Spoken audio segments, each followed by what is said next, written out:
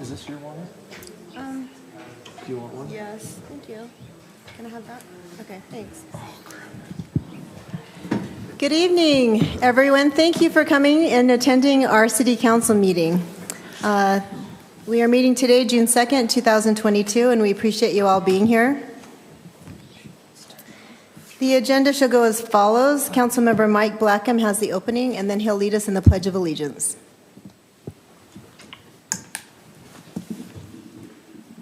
Our Father in heaven, we're deeply grateful that we are able to meet here tonight to discuss the business of Kaysville City. Please bless us that we can do so in a very respectful manner and listen to the people and make decisions. We are so grateful to live in the country that we do, for the many sacrifices that have been made before us so that we have these freedoms that we get to enjoy.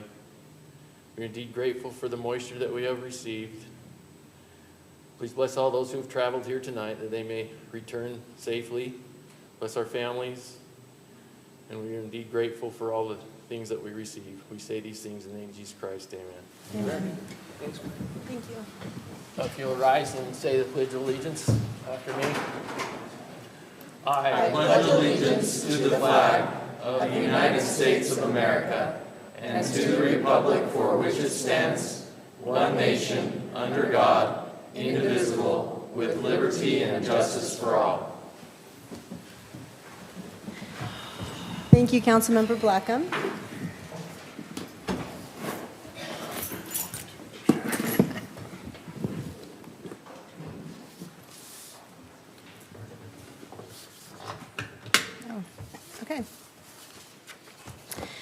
Okay. Number 2 on the agenda is call to the public, but we don't have anyone signed up to speak to the open call to the public, so we will continue on. We will have now a presentation by our Public Works Director, Josh Belknap.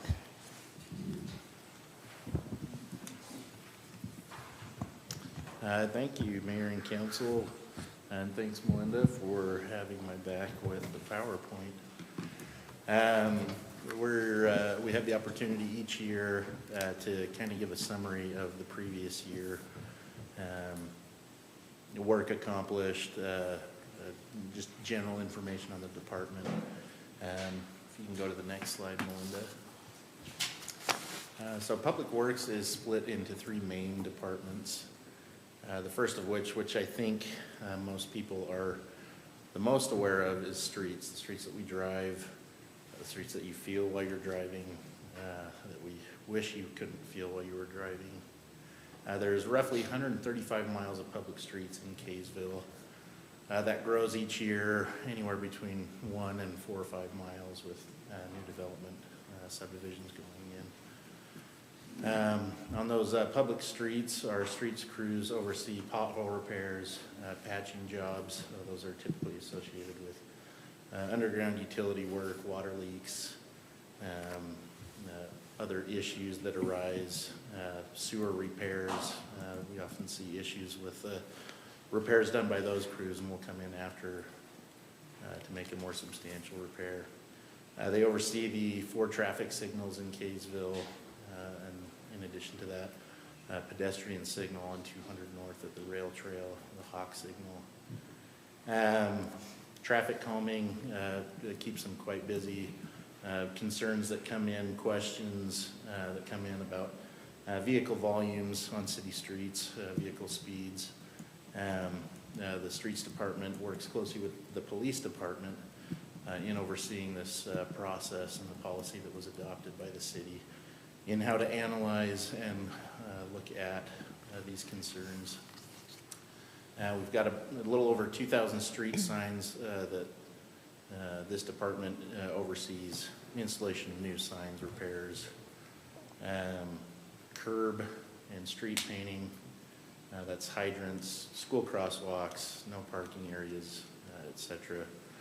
And this is a particular item that is a little difficult to keep up on. Chances are, as you see hydrants throughout town, you've got about a 40% chance of seeing a hydrant that doesn't have the curb repainted or painted in front of it. Tree trimming We try to send out information each year about the requirements for foliage and other items that hang over the roadside. It's not only a risk to equipment, but probably more important is the effect that it has on services like mail delivery, snow plowing, garbage removal. They work closely with the mechanics for the city, Cody Nelson and Mike Kilfoyle, overseeing our vehicles and our equipment, about 35 vehicles, 4 pieces of large equipment, loaders, excavators, backhoes, and then also some maintenance and cleaning on smaller tools and equipment. New subdivisions that go in, we've got to test the subgrade on those roads to make sure that we don't have settling soft spots that are going to lead to future issues. You're testing me. Speed it up. Curb, sidewalk repair, we coordinate with residents. Typically that has to do with safety concerns that come up and meeting the requirements of city code and ordinance. And then other items that come up, working with other departments, specifically the water department, and sometimes supporting the storm drain department, which you can see in the photo here. But other departments as well, small jobs will come up, trail work, etc. So next slide. The storm drain department, stormwater, we have about 300 miles of underground piping. They're continually working on inspecting those. We have a camera unit and identifying locations that need to be cleaned or repaired. This is a repair on a land drain on, I think, 2nd or 3rd south, that an 8-inch pipe that had filled about 35 to 40% with calcium deposits. And those smaller repairs we try to make ourselves. Street sweeping is another visible item that people ask quite a bit about. The 130 miles of public roads in Kaysville, we try to hit those a few times a year, but as you can see, the sweeper moves 2 to 3 miles an hour and is stopping about every 45 minutes or so to dump that load and then go take that to the dump. So it's not always a fast process. Storm drain oversees the city's MS4 permit. That's a permit from the state and federal government that allows the city to take storm water and deposit it into streams and creeks, eventually making its way out to the Great Salt Lake. There's a lot of compliance requirements that come with that, including training of all city staff on stormwater requirements. I know all city staff are super thrilled every year when it's time to renew your IDDE training requirements, but that is a requirement that we have. Stormwater screening in dry weather, looking for illegal connections or looking for pollutants in the water. IDDE is illicit discharge. That can be oils and chemicals. That can be something as simple as soap. That can even be excess amounts of sediment. It's very exciting. We work closely with the state and county on those items when they do come up. Every year we're required to submit reports to the state on the MS4 efforts that the city undertakes. Our stormwater manager, Logan, works very closely with contractors, with developers on stormwater requirements.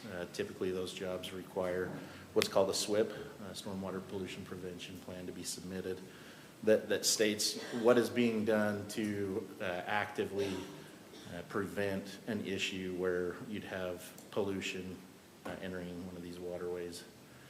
And then they also randomly kind of oversee garbage can maintenance, delivery, storage of older cans or people that are canceling some of their cans. And then we're also members and participate closely with the Davis County Stormwater Coalition. That's all the counties, or all the cities in Davis County, that participate on that. That helps meet some of the state and federal requirements. But it's also kind of a think tank. Again, our stormwater manager was the former chair and is, I would say, the de facto chair of that organization. Next slide.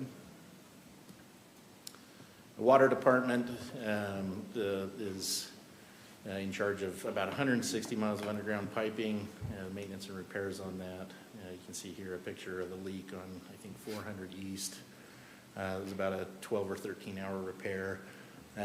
Because of the service needs for residents and businesses, and because of the water quality implications, when we find those, we're on site, we're fixing it, if that's during the day, if that's at night, if that's on holidays, and we go till those are done typically, or until we can kind of control the damage or potential damage. We have 7 storage tanks in Kaysville, almost 9 million gallons of storage, and what we deliver each year equates to about 1 billion gallons of water delivered to residents and businesses. Those storage tanks, we had last year an issue on Highway 89 with some construction where they had to shut down the Weber Basin delivery line.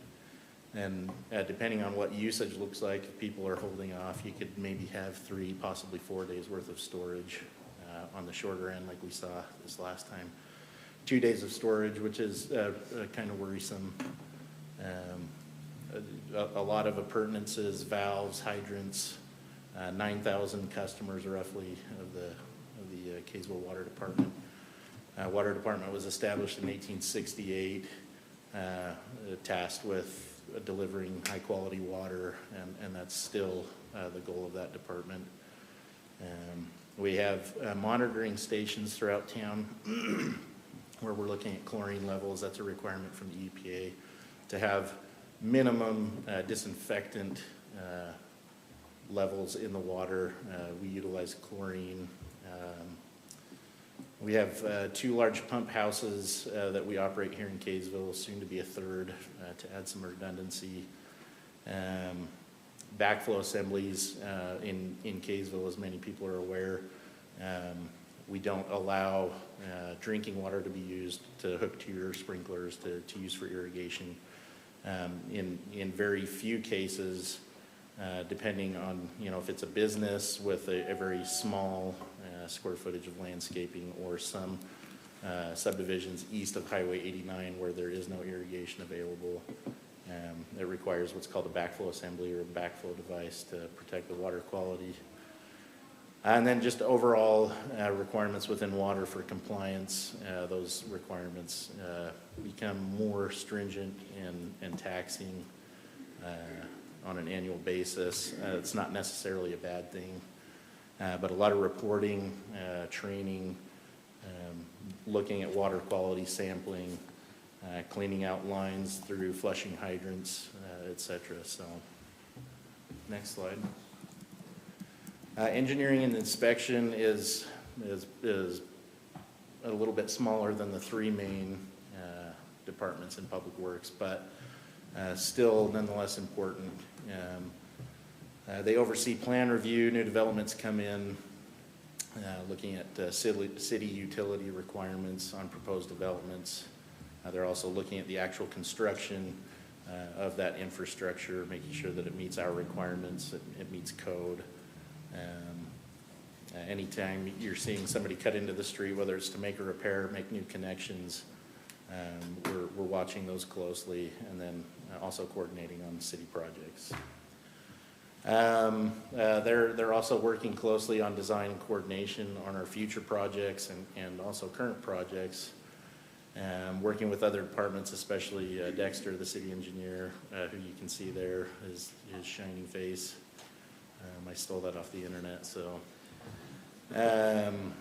Yeah, franchise agreements, something that Dexter has recently got involved with, and is kind of a hot topic in the city right now. And then just general questions and need for coordination that come up. Next. So how we do it, this is typically the part where I get emotional, and I'm going to avoid that this year. I'm fully confident in that. How we do it is the individuals in the Public Works Department. Those departments are split up: 4 full-time staff in the Streets Department, 5 full-time staff in the Stormwater Department, 8 full-time staff in the Water Department. We have our city engineer, our inspector, and then we also have our secretary works closely with the power secretary. We have our operations manager, and then we work closely with a lot of staff here at City Hall. And yeah, just a lot of really good people. You can see there are various funding sources that these departments operate with. In streets, it's a combination of several sources. Class C, which is gas tax, active transportation, which is through the county, and then the road utility, which is cut off there by the photo. I apologize. Stormwater is solely funded by the stormwater utility, and water is obviously water enterprise funds. Next slide there. Within the last year, just a couple of items to showcase, for lack of a better term, what's been accomplished over the last year. As we talk about sweeping those 160 miles of road, that's equated to about 400 miles of streets swept, and 155 tons of debris removed and hauled to the dump through sweeping efforts. Flushing underground pipes, land drain and storm drain, that's about 50 tons of debris that we pull out. Typically that's going to be sediment and leaves. Can deliveries, quite a few there. They oversee all of the SWIP inspections for the construction sites that require them. And I think that is between 500 and 700 homes within the last year or so. Rehabilitation on a culvert with a construction project last year that was quite a large project. And then self-performing some installation of pipe for a project up by Orchard Ridge as a cost savings measure. And then currently they're working on putting together a storm drain master plan, identifying all of our infrastructure, critical needs, potential issues as growth continues in Kaysville. Water, as you can see, water quality is the #1 focus, not just of the water department, but of Public Works. If we have issues and there's concerns about water quality, that shuts down streets, that shuts down stormwater, because that is our primary concern, our primary goal. Last year, we had about 1,000 samples that we collected, just constantly looking at and monitoring water quality to make sure that we're delivering a product to people that they can rely on, that meets requirements and that's going to keep people safe. Now that's just about every day that we're here, including Sundays and Saturdays that we're coming in and looking at chlorine levels and things like that. About 130 leak repairs. That was about a 35% increase over the previous year. That ranges from freeze thaw, breaking pipes, to ferrous soil or iron rich soil, rotting out bolts and metal parts on valves and other items. Water has a lot of upcoming projects that they're working on and coordinating the design for. And as I mentioned, we have 6 locations throughout town where we're analyzing and dosing chlorine, and we've installed permanent structures at those rather than storing those in mobile trailers, as we have been doing the last few years. Next slide. Streets.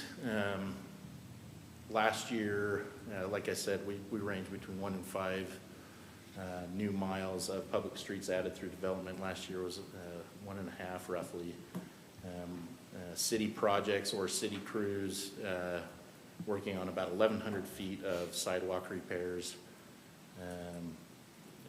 2 main projects that we had last year were the repaving of Thornfield up off of Crestwood, and the repaving of 350 East, kind of on the south border off of Shepherd Lane near the Farmington border, which equated to about 2 lane miles. 600 tons of asphalt repairs, that's in-house repairs. We also contracted for an additional, I think, 150 tons through contractor services, assisting in the efforts of the streets department. 500,000 square feet of preventative maintenance applications, that was seal coats on newer roads, trying to keep good roads in good shape. 150 tons of crack sealing. And then the last item there is touching on the various projects that we've been working on the last year, the design and coordination, Burton Lane, Roundabout, and analyzing that. North Angel Street Sidewalk, Mutton Hollow, which we're currently working on. North Angel is almost completed. 200 North will probably take another 12 months or so in design and coordination.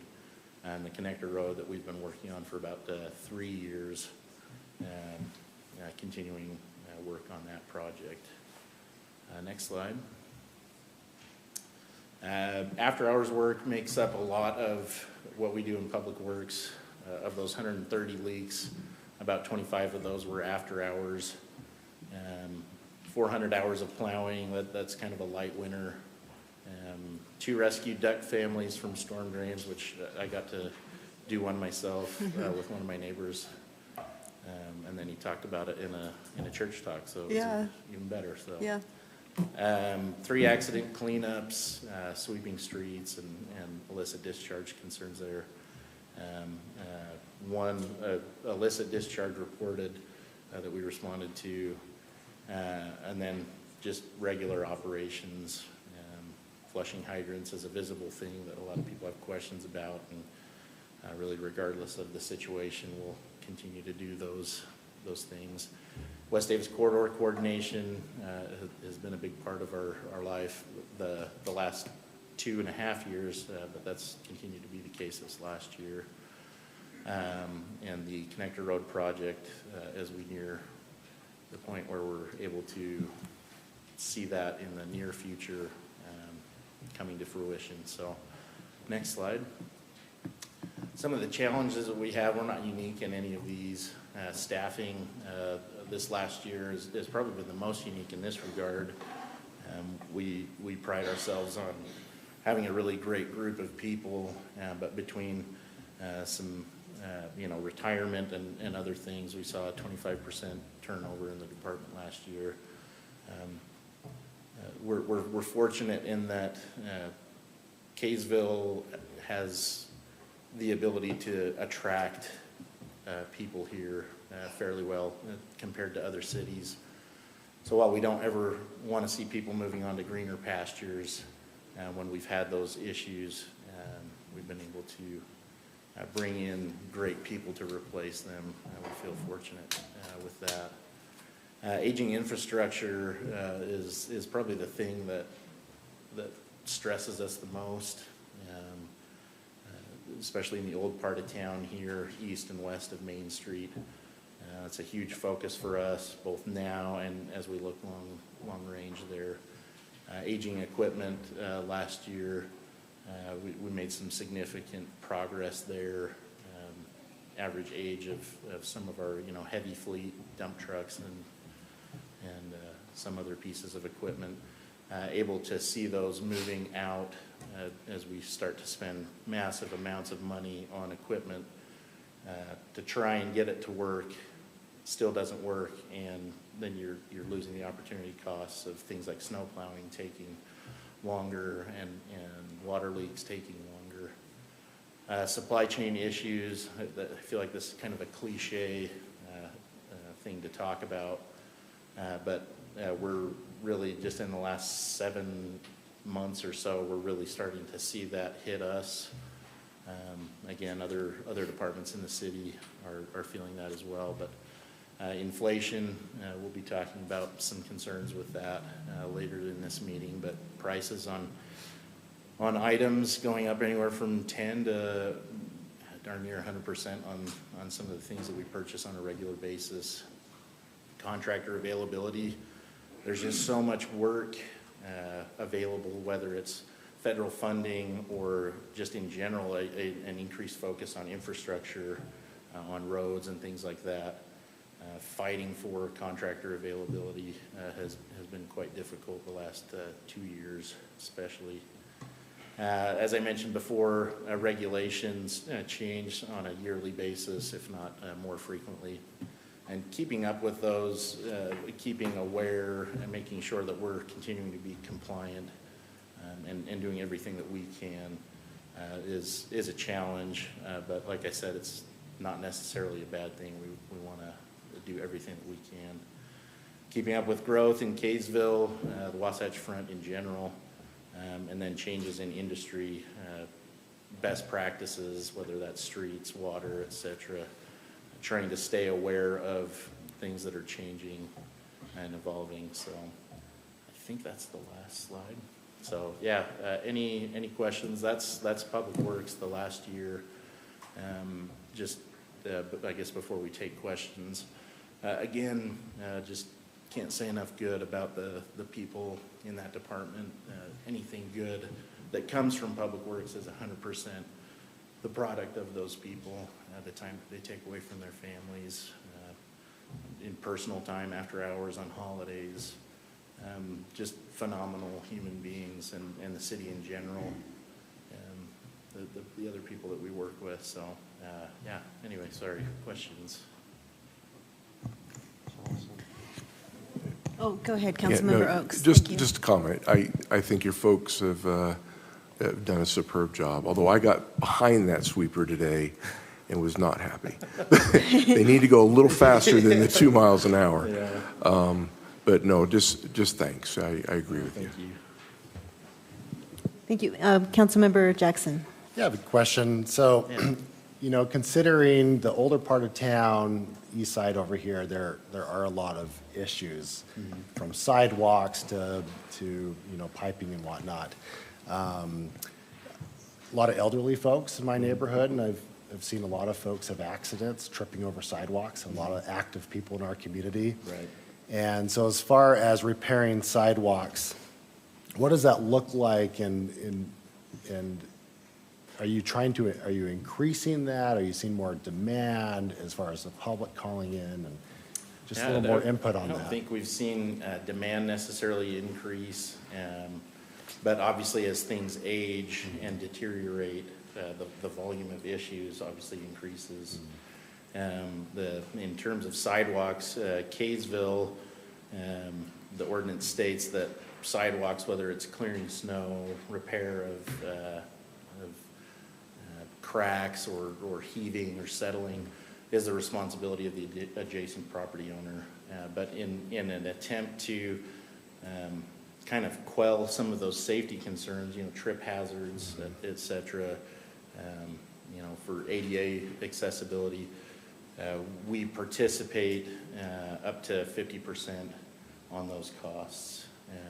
And just to try and encourage, let's see if we can get some movement here and some improvement. In addition to that, we also undertake projects. We worked with UDOT last year on a stretch of state-owned road. UDOT said, hey, we have funds available. This is our sidewalk. If you guys will, put a project out and get this done, we'll pay for it. And that was an issue that was brought up by school community council, brought that to us, and so we were able to work with UDOT. I think that was about 950 feet of sidewalk that we were able to replace at that time. So yeah, it's definitely a concern. This summer we'll be undertaking a project that we took a break from last year, where we bring in a contractor, and we did this in the Crestwood Homes subdivision, to shave off just small portions of sidewalk sections, slabs that are kind of out of whack with each other and prevent a tripping hazard. And that was going to be my next question, as far as, do you feel like we can improve doing that and kind of do more of that? I just see a lot of areas on the east side that, just for safety hazard, it would be. For sure. Yeah. It's definitely increased the volume that we do. The first time it was even done in Kaysville, in terms of sidewalks outside of parks and city facilities, was 2 years ago. It was just kind of a pilot program, like, hey, let's see how it goes. see if it's something that we want to pursue in the future.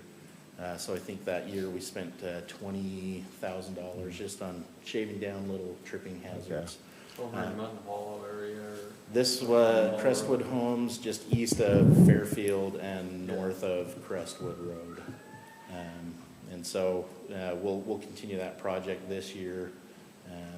I think it's a $30,000 project this year, looking for those opportunities. And then some of the projects that we've worked on with people mostly in these areas of town, of people call in like, hey, you know, I'm seeing this issue at my place, or we'll get calls or concerns from just general members of the public, like, hey, I'm seeing an issue here. And as we coordinate with the owner, like, hey, you know, is it a safety concern? Is it more aesthetic? And if it's a safety concern, you know, let's start the ball rolling on how we can work with you to try and get that accomplished. Oh, fantastic. Well, appreciate everything you do Yeah, for our you bet. city. And I'm a huge fan of shaving down those uneven sidewalks, and I would encourage more of that. And, You know, so, it's a small portion of the issues that you see with sidewalks, but that little bit, every little bit helps. Yeah. You know, there's somewhere, you know, shaving it off isn't even an option. Sure. But every little thing is quite helpful. Appreciate it. Hey, Yeah, thanks. Absolutely. Thank you. Anyone else with questions or comments for Josh? Josh, thank you so much. Thank you guys You've so got a much. fantastic department. I think I speak for my people, my people, the people that I work with. The support that we receive from elected officials, this body, previous bodies, and future elected officials makes possible what we're able to do, and appreciate the support that you provide staff as we try to improve, as we try to do more. So thank you. Thank you. Thank you for everything. Next item on the agenda is conflicts of interest. Does anyone have a conflict of interest to declare? No? Okay, sounds good. We're moving on to number 5, consent items. Does anyone want to make a motion to move the consent agenda? I'll make a motion that we approve consent items A, B, C, and D. I'll second. Okay, we have a motion and a second. Councilmember Oakes. Aye. Aye. Aye. Aye. Okay, that is approved and passes. Thank you. Now we'll move on to the action items. The first item on the agenda for action is the rezone of 492 North Flint Street from RA to LI for Brad Walters. Melinda, turn the time to you. Thanks, Mayor. As you said, we received an application for a rezone request at 492 North Flint Street. The applicant is the property owner, which is Monette Corporation, and I don't know if Mr. Walters is here this evening. It doesn't look like it. But they own the property. It's 1.05 acres, just over 45,000 square feet. The current use is it's vacant, it's undeveloped. There was a single-family residence on there. I believe it was demolished at some point in the last year or so. Current zoning is RA, and based on that, if it were to be developed as single-family, there could be up to 2 lots on that property. They're requesting that it be zoned to LI or light industrial. This is just an aerial shot of the area so you can get a feel for what's around that. To the east, we have the Kaysville Business Park. You do have some residential over on the west side. And then south of that, you have some commercial area. The zoning map will give you a little bit more context to that. It shows the single-family zoning up on the northwest side. There's also the RA zoning directly across the street and south of the property. We have the LI on the east side, and then the public use and the commercial area down there at Smith's as well. So one of the things I like to go over with the council is kind of the differences between the zones, the current zone and the requested zone. So I think the main difference between these zones is that currently they're for different uses. Currently it's a residential use. LI is for industrial or business purposes. There's no minimum lot size requirement in LI. We talk a lot in rezones about density. That's applicable to either mixed use or residential zones, so LI doesn't have a density limitation. There is a height difference allowance between the RA and the LI zone. In the LI zone, you could go 5 feet higher than what's allowed at 30 feet in the RA zone. Setbacks are a little bit different as well. You can see there that in the LI zone, you need to be at least 30 feet away from an abutting residence, and same from a rear setback. So when we talk about rezones, and for the good of the public that's here, we're talking about uses of property, and so again, you can have residential uses, you can have manufacturing uses, industrial uses, commercial uses. So this is just a change from going residential to industrial. And we look towards the general plan to see what those goals are that the community and the council identified when the general plan was adopted. That last plan that was adopted was the 2019 plan. We do also have a draft plan that we'll call now the 2022 plan, but because that plan hasn't been adopted, I am referring to the 2019 general plan, which there are some goals within that plan that support the rezone. Mostly it's that our land use business industry should be located along major arterial streets, which this is Flint Street, and that does fit within the location.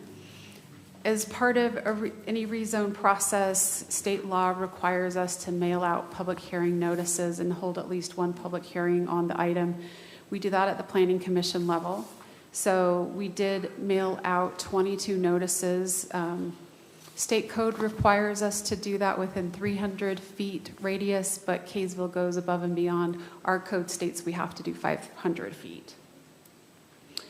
We did receive some public comments, and by some I should say one. And they weren't necessarily against the rezone, but they wanted to make sure that if the rezone were to go forward, that architectural style was taken into consideration, that there was still some existing residences in the neighborhood, and they were concerned about building height, potentially having views blocked, trying to maintain a residential feel to those single-family homes that are in the area. So we did have, this was on the Planning Commission meeting agenda, on the 26th of May, I believe, or was it the 12th? Sorry. My staff report's now not coming up. I think it was the May 12th Planning Commission meeting. This did pass with a vote of 6-0, the Planning Commission recommending the City Council approve the zone change. So again, I don't think we have the applicant here in the audience to answer any questions, but I can try and do that, and we'll just turn the time over to the council. Okay, thank you, Melinda. Appreciate that. And for those that don't know, Melinda's our Community Development Director. So, council, any questions? Councilmember Jackson? Could we go back to the map that shows what is around that zone? Because there are some homes across the street. Yeah. And then directly north of that property, it looks like a large building there. Is there any residential in between the building on Flint, Meadow Drive, and that property? So I believe the two properties north of this on the east side of Flint are well, no, the corner property is industrial. The one right next to it is residential, and the one right south of it is residential. So The one north of it is a rehab center. oh, okay. So, rehab but center? it's residential, but it's one of the residential treatment facilities. I don't think they stay there overnight. Okay. Yeah, I think it's. It's a just a different re- program. A commercial, It's a okay. commercial all right, rehab sorry. center. But the house south of it is a residential home? There's one south Okay. of it, and then after that's the dance studio. And then after that's another residential. Have we house. heard from that resident specifically? Are you aware? I know Not- we not had to my some knowledge. feedback, but. No, the only comment we received was that one, I included in the packet, but it essentially was just saying, you know, we think that the rezone makes sense based on everything else around it, but just would like some consideration that the architectural style, you know, I think they didn't want some super boxy, Cinder block type yeah. building. And the applicant at the planning commission meeting stated that he wanted to do some type of more of a Western styling building with some timbers on the outside, kind of keeping it more of a rustic type of a feel, is what I believe he described. Which is similar to some of the other buildings over there, I believe. Okay, any other questions, council? I do, I have one for Nick. Councilmember Blackham. Nick, since this is a legislative action, which I think when we're doing that, we do have some leeway to have some requirements in there. And most of the buildings on Flint Street right there were part of the business park. So they were held to a building requirement of what they could and could not do. Now, the one to the north of them was not part of the business park, and so it's a different type of a building. And the one to the south, I believe, was owned privately also, but the one to the south of that and south of that were all part of the business park. The one on the corner was part of the business park. Can we, since that's the concern of the people down there, is the architecture, can we do the rezone with saying that they have to meet the requirements of the architectural requirements that were That the business park is that the held to? business park has? Yeah, you can do that. I think the cleaner way to do that is to see if the applicant's amenable to that. So if they're not here, you could table it, or you could approve the rezone if the applicant was amenable to abiding by the terms of the business park, or the architectural style in the business park. I don't know, maybe Ms. Greenwood has more. It's possible for you to do that. It's cleaner if the applicant is. I know that, you know, we have certain requirements along 200 North Main Street. In our GC zones, we have certain requirements. I think what people are concerned with is a big building with a skin, no windows. Yeah. And I understand what they're saying because it's right on a main thoroughfare, but that's why I'm interested to know if we can hold them to the same standard as the business park.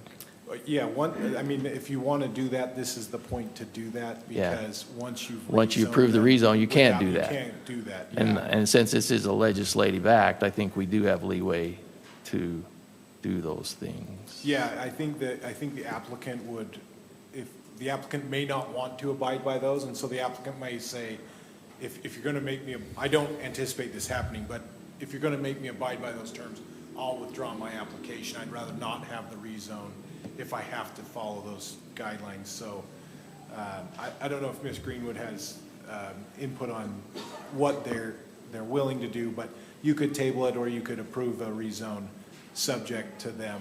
I just know that the buildings that were built on there were held to those standards. Egan Automotive was, so was Stevenson's on his building, and so was all the others, so. Yeah, geez. Yeah, I agree with you on that as well. I'm really concerned because it is such a main road, and there's beautiful homes to the west, and I'm just concerned about blocking the view from those homes and the height and the architectural aspects. I would like to have more information and more of a discussion personally. Councilmember Adams, were you also trying to make a Oh, comment? my light's on. Yes. No, I think that my question was going to be if they had to bring a plan to us to be approved, like oftentimes a home or a development has to, and so I think they answered that they don't. right? As long as they meet the qualifications of light industrial, then like they could put a cinder block building there, Theoretically. and it wouldn't come before us. And so I tend to agree with what Councilmember Blackham's saying. But that's kind of a comment. That was, What is that question? What is that? Okay, Yeah. good. Anyone else with any questions? I I don't just see would any add lights. essentially, to tag on to Councilmember Blackham's question and Mr. Mills' answer, if that was the will of the council, essentially we would have to enter into a development agreement with the applicant, so that we would have some type of a way to have that architectural styling be, Part of the rezone. be vetted by staff to ensure that it's something that would be amenable. And I don't know, I mean, in all candor, I don't know if the business park development guidelines would give the type of sensitivity that the neighborhood would like. There's a very specific feel over there. I don't know if that's really what would fit in with that neighborhood. There was, I mean, in the packet, we included the minutes from the meeting where, you know, Mr. Walters stated that they do want to have a 2-story building. There would be warehouse in the back, office space, and then some livestock area in the rear or the west or the east side of the property. But, you know, the architectural styling is something that is very subjective, and I think what he described in the meeting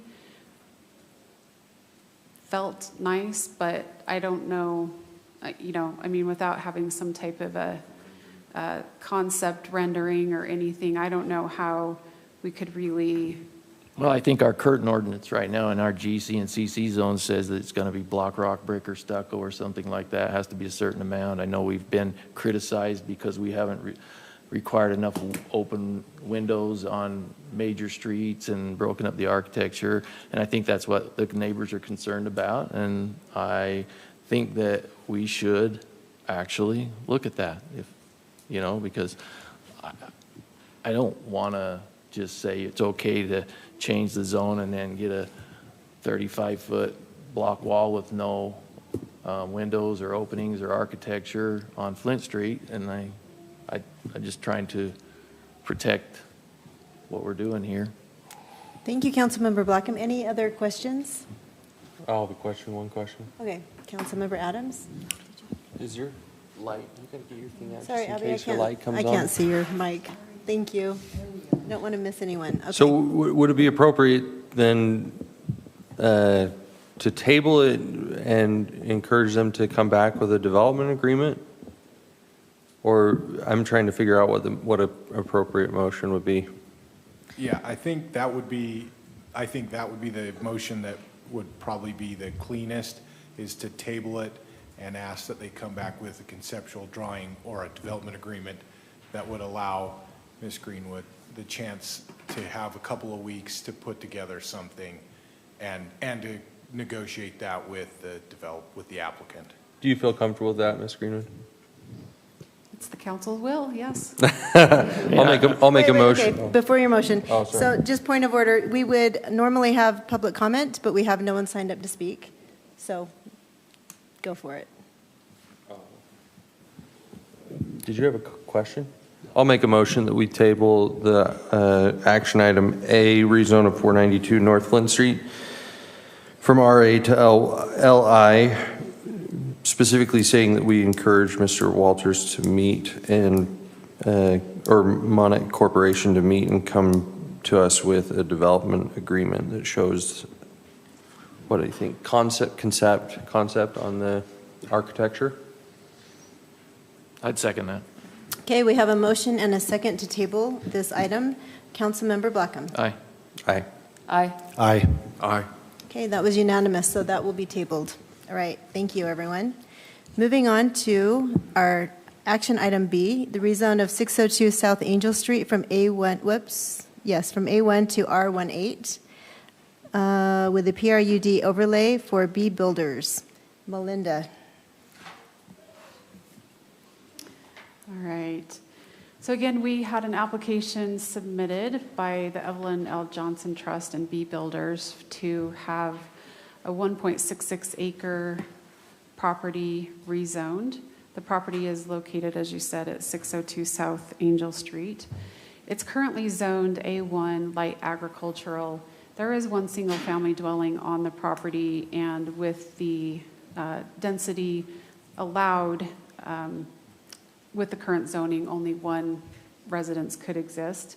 The rezone request is to go to R18, which is a single family residential zone, but they are also requesting a PRUD overlay. And again, going back to, we were talking about uses here, just by strict math, the density entitlement on this rezone would be 9 single family dwellings. So there's always a question in the end when they go through a subdivision process of how many they could actually fit, but with just the straight math, 9 would be allowed.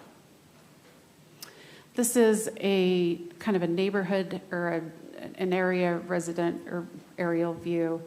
The subject property is highlighted there in blue. This is just a broader view of the property to give a little bit more perspective of where that's located. And then this is a view from the front of the property looking east. On the zoning that's in the area, we do have a variety of zoning. You have R120, A1, A4, and some R1LD in the near vicinity. Again, going back to talk about some of the differences between the A1 and the R18 zoning. The current zoning would require a minimum lot size of 40,000 square feet. R18 allows lots, or requires lots be a minimum of 8,000 square feet. Again, based on straight math, right now, the current zoning would allow for 1 single family home. The rezone would allow for up to 9. The height on buildings in both zones is the same. The front setback in A1 is 5 feet more than it is in R18. So R18 would be 25 feet. And then there's differences between the side and the rear setbacks, as you can see. So again, going back to information in the 2019 general plan, we look at the goals. One of the primary goals of that plan says that Kaysville should be a primary residential community, which we are. I think it's in the 90% of the land use in Kaysville is residential. And I apologize because this screenshot actually has a typo in there. But so R18, this says RM zone, but R18 would be a residential zone. So this rezone does stay within that residential, meeting the goal of keeping Kaysville as a primary residential community. There's also a goal that states, I must have just grabbed the wrong slides from a presentation. I apologize. But the growth and development talks about having diversified and adaptable to changing conditions. R18 zone allows for smaller lots. There is a statewide housing crisis, and diversifying the housing product, adding additional housing product in there could be considered meeting this goal. We also have some housing goals that are set up. The one that says the majority of the housing should be single unit, attached or detached, which this again is a single family zone. We also have, the state law requires that we include in our general plans a plan to meet moderate income housing needs. And so in 2019, the following items were adopted in the general plan to help to help with meeting those requirements that state law has. And one just says simply that we would zone properties to single family. A1 is single family, R1 is single family, R18 is single family. So I think this does meet within that goal. It also talks about clustering in residential areas. Because this rezone request also includes the request for a PRUD, you do have more of an opportunity for clustering. And then number 4, permitting less costly design, materials, and construction of housing. When we have PRUD overlays, typically what happens is they become private roads that are not constructed to the city standards. And so right off the bat, that allows a cost deferment to having to build and construct roads that are wider, more costly, and more expensive. So the PRUD overlay does allow for less costly design through that provision of having a private street that would not meet the city standards. And then rezoning for densities necessary to assure the production of moderate income housing.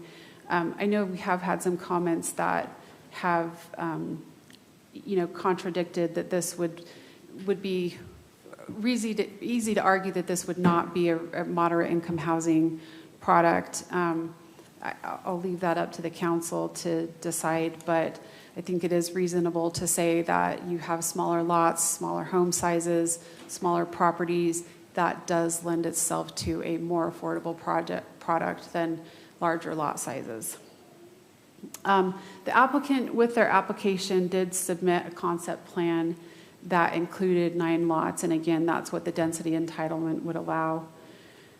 Going back to the public hearing notice, we did send out notices to that 500-foot radius. We did receive a lot of public comments for the Planning Commission. Those were included in your packet. Hopefully you had the opportunity to read over those. We've also, I know the council has received several more emails in the last few days with comments about this. The comments received, to just kind of go over what we had received through the Planning Commission, was that the lots, residents felt like the lots were too small, the density was too high, there were concerns about traffic and parking, safety, losing the rural character of the community or the neighborhood. There were concerns about adequate water, whether or not there was adequate water. I would just like to let the council and the public know that before, but we go through an internal staff review process, and if there was not adequate public utilities to serve an area, we wouldn't rezone to, or we would tell an applicant that a rezone wouldn't be recommended because we wouldn't be able to support whether it was sewer capacity or water. So we are in a drought situation, but there is adequate water to serve this particular rezone should it be approved. There are also concerns about noise, and then again at the time of the Planning Commission, we had one email that was in support of the zone change. Some of the additional emails that have come in this week, we've seen some that are opposing, and we've also seen some that are supportive of the zone change. So I know the applicant is here this evening to, they wanted to go over some slides, and then I would be happy to answer any questions the council may have about the rezone. Thank you, sounds great. Applicant, if you're here, will you come up, state your name in the microphone, please, and be ready for some great questions, probably. And I do want to say the next several slides were submitted by the applicant. Okay. So these are not slides that the city put together. These are the slides that the applicant submitted. I'm David Nielsen. I represent the Johnson family and V Builders. So what we're requesting is 8 patio homes. We're requesting that our minimum side setbacks and distance between the homes is greater than what is permitted by the PRUD overlay and the R18 zoning. You can read through these bullet points on here, 8 homes, 1,500 to 2,500 square feet, 3 car garages on every house. Lot size is about 1/5 of an acre, just shy of 1/5 of an acre. 22 feet between the homes, 30-foot setback from the existing Angel Street sidewalk. So, you won't see this as a development from the front as you're driving through the neighborhood. Our target price for these homes, there is a huge demand for downsized homes. Right now, there's a shortage in the state of Utah of 44,500 units. At the current time, they figured at their current rate of building, it'll take about another 15 to 20 years to build that out. So when we went into the Planning Commission and asked them, what could we do here and what would be available, then their suggestion was the R18 zone. With a lot of feedback from the neighborhood down below, we're proposing a private locked gate between the existing Angel Crescent Way and Dawn Drive to be used for emergency access only, but that it has an entrance for foot traffic, so children or whoever would like to can still enter both neighborhoods off of Angel Street. I don't know if you've ever seen in Farmington, as you go into Farmington, there's a gated community right before you hit Main Street as you make the corner. And that is a single point of entrance and exit through that gate. But because for safety concerns and emergency access, they do have a private locked gate that enters onto Main Street, but they won't let cars go through it. So we felt that that was a really good compromise between turning Angel Crescent Way and this proposed drive into a through street to keep the locked private lane feel of the thing, of the property. The Johnson Family Trust did pay for access onto Angel Crescent Way when it was built, and Angel Crescent Way was originally part of the Johnson family 15 acres that they had down there to begin with, so that was all put together by the Johnson family to begin with. Next slide, please. So when we looked at this, how does it fit the general plan? The general plan is put out as a diversified and adaptable to changing conditions. Well, a housing shortage requires more homes. Angel Street, interestingly enough, is defined as an arterial street, and it is eligible for consideration of medium and higher density consideration. We're proposing single-family homes. We're not proposing townhomes. We're not proposing duplexes. Housing choice throughout the community by allowing homes of a variety of size. I loved my Uncle Dave's comment. He says, you should be a loved citizen of Kaysville regardless of your lot size. One of the other interesting things that we had here was we know that the Ovation Homes project that was approved just north of this property, it's less than a mile, had a very large waiting list for single floor living, people who wanted to downsize, people who wanted to live on a single home, people whose knees couldn't handle stairs anymore. Many people did not have an opportunity to buy into that and wanted to, but they still want to stay in the same general neighborhood once they're through living in their two-story homes or with a basement. Next slide, please. This is what we're presenting, what we're hoping to do. It's 2-bedroom homes with the option for more bedrooms upstairs or a bonus room. Our target audience on this is typically going to be an empty nester, is the people who typically buy these kinds of homes. Nothing too spectacular about it other than, we think they're a good-looking home and would add to the neighborhood. Please continue. We're looking to keep these homes spaced out, not a lot of clutter in between the homes, and keep the neighborhood open with sidewalks against the road. And, the hammerhead at the back for emergency access as needed. Next slide. There's ample precedent in the neighborhood for this kind of a rezone. In fact, 150 feet away from the property, there are 2 twin homes that were built. Each of these homes is on an 8,400 square foot lot, and that is exactly the same size lot that we are asking for the rezone for. Next slide. As we looked around, this was the Ovation Homes property. These are on 7,000 square foot lots, and that is a very clean and tight and tidy little subdivision right there, if you take a minute to go through it. Next slide, please. Also, there is a PRUD right next to and adjoining the property. This is immediately west and slightly north of the back corner of the property. So there is already that kind of a street and neighborhood that's been set up. Next slide. We're looking for more space on these homes than the Ovation Homes project. Ovation Homes has 16 feet. We're looking for 22. And next slide, please. This is also more space than some of the homes, the much larger homes on much larger lots that are around in the area. It's interesting that you can get away with an 8-foot side yard and a 10-foot side yard, but you can still build a massive house to take up an entire lot. So that's what we're trying to accomplish. It was just something that a lot of the Johnson family is getting older and wanted an opportunity to live on the family land. That's why the patio homes made sense, so they wouldn't have to be climbing upstairs. We think it's a good opportunity for both them and for the neighborhood as well. A lot of the opposition that we've had into it is concerned about, well, if this is gone, then, what about the Saunders property or the other property? And, we don't want the feeling of the neighborhood to change. And I certainly understand those concerns, but, with the West Davis corridor being completed and an entrance there on 2nd North, that ship has kind of already sailed anyway. The character of the west side of Kaysville will be changing over the next 18 months as that comes to completion. So the traffic will change, the traffic patterns will change, the way people interact on those streets and do things will be changing regardless of anything that we do. So I'm Thank you. done with my presentation. Okay, Any thank you very questions? much. Just as a council, do we have questions? Councilmember Jackson. I have a question. Yes, So sir. you mentioned having a gate on the back end. Yes, sir. Just for emergency purposes.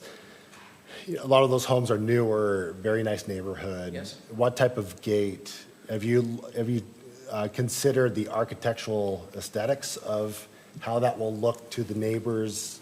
Absolutely. Yeah. I mean, we would do something like a 3-rail metal gate or something that would be appropriate. If you remember, the front view of the property that you saw had a 3-rail fence across the front of it. Something similar to that would block automobiles from accessing. Is that could we go back to that picture of the front of that property?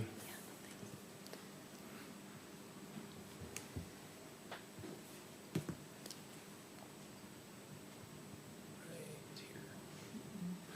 Something Okay, similar so to that, okay.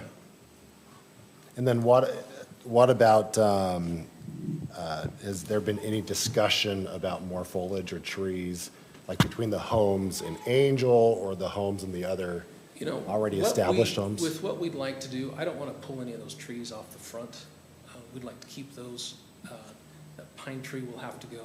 There's some trees on the back on the south side of the property. I don't think we'll be interrupting any of those. There was an old willow tree that is a stump now. It's kind of met its end one windy night. But yeah, we would like to keep some more trees to keep the visibility lines down and not quite so hard, but also being considerate of the water. I mean, what we're proposing to do is far less water than what that massive span of grass is sucking up right now. Yeah. So, Okay, yeah, thank you. Thank you. Councilmember Hunt. I'm just wondering, a lot of the concerns were about density and changing the kind of the feel of the neighborhood, and I drove by and looked at it, but I'm just wondering how, I guess, willing you guys would be to compromise on the density that you proposed. You're proposing 8, correct? correct. I mean, I think we'd go back through another reapplication process. If we could do a development agreement or something similar, you probably wouldn't have to go through the reapplication process if we just said only this many. I think I'd Is be that interested to correct? see what That's the council correct. has to say about 8 to begin with. Okay. And then we'd look at it from there. Anyone else with questions? Oh, Councilmember Oaks? Yeah, nice presentation. So you've done your homework well, and I think you've taken a lot into consideration. And I know it's not a requirement in Kaysville to talk with residents before you go into this. Sure. Did you? So we met as a family, and there's a long story that you don't need to know. I'm a bit of an outsider to the family. I've known them for 10 years. And they were, especially Jamie Weeks, was not really ready to go talk to everybody about leveling the family home right after her mom died. So the consensus that we had was, let's go through the planning commission and see what kind of comments we get back. And if we need to make any adjustments on that, based on that, we will. And one of those was keeping Angel Crescent Way as a private lane. And so, we heard that feedback and said, absolutely, that's something we can accommodate. Any other questions? Okay, thank you. Thank you. We appreciate that. All right, we do have several people signed up to speak for the public comment portion. I'll explain really quickly how it works. I'll read your name. Please come up, state your name, state your address. Do we do address, Nick? No, just your name. Just state your name. And then you'll have 3 minutes. So there's a timer that you'll see right there. It's a hard stop at 3 minutes because we want to make sure that we hear everybody. We would like you to please not applause and please be respectful so that we can continue a respectful discussion about this. And I'm confident everybody will be. We just want to set that up. Okay? All right. So first we have Brett Markham. Hello.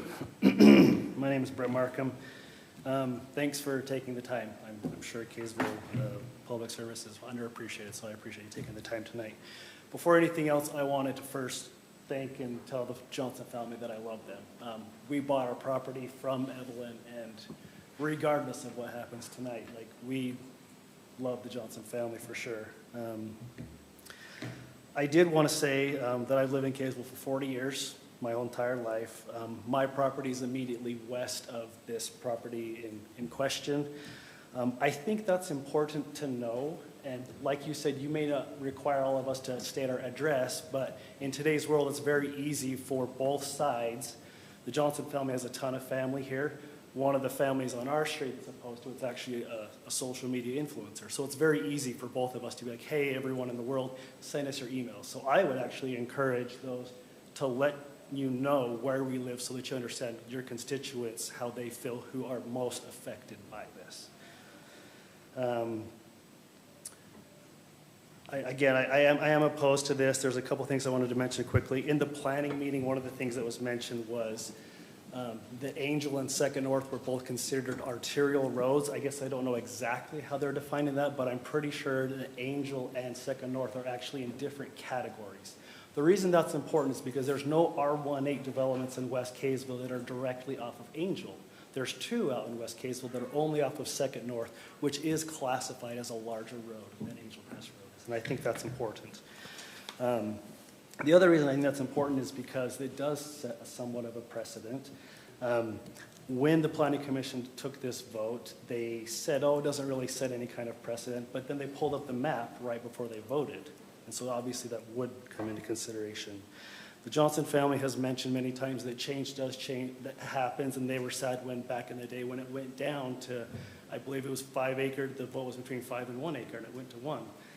My question to them and to you is, if back then that vote was to go down to a 1/4 acre, would that have passed and how would they have felt? Right now what we're proposing is to go down 5 levels of zoning. That's pretty significant in my opinion. How would you feel if next to you if you went down 5 levels of zoning? There is a precedent that we're talking about. The Planning Commission stated it's not really their concern or their job to consider where all these families would go to school and all that, and I hope that's something that you'll consider. Where if this precedent is set and the other 2 green spaces right next to it are developed for 200 plus homes, where would all these people, like, how would you handle that? Where are you going to find land for another school? Once Legacy does come in and you have hundreds of more people, how are you going to accommodate that? This is a single lane road. This isn't Second North. Thank you. Thank you. Thank you. Yeah. Thank you. Great comments. Okay, Justin Stringham.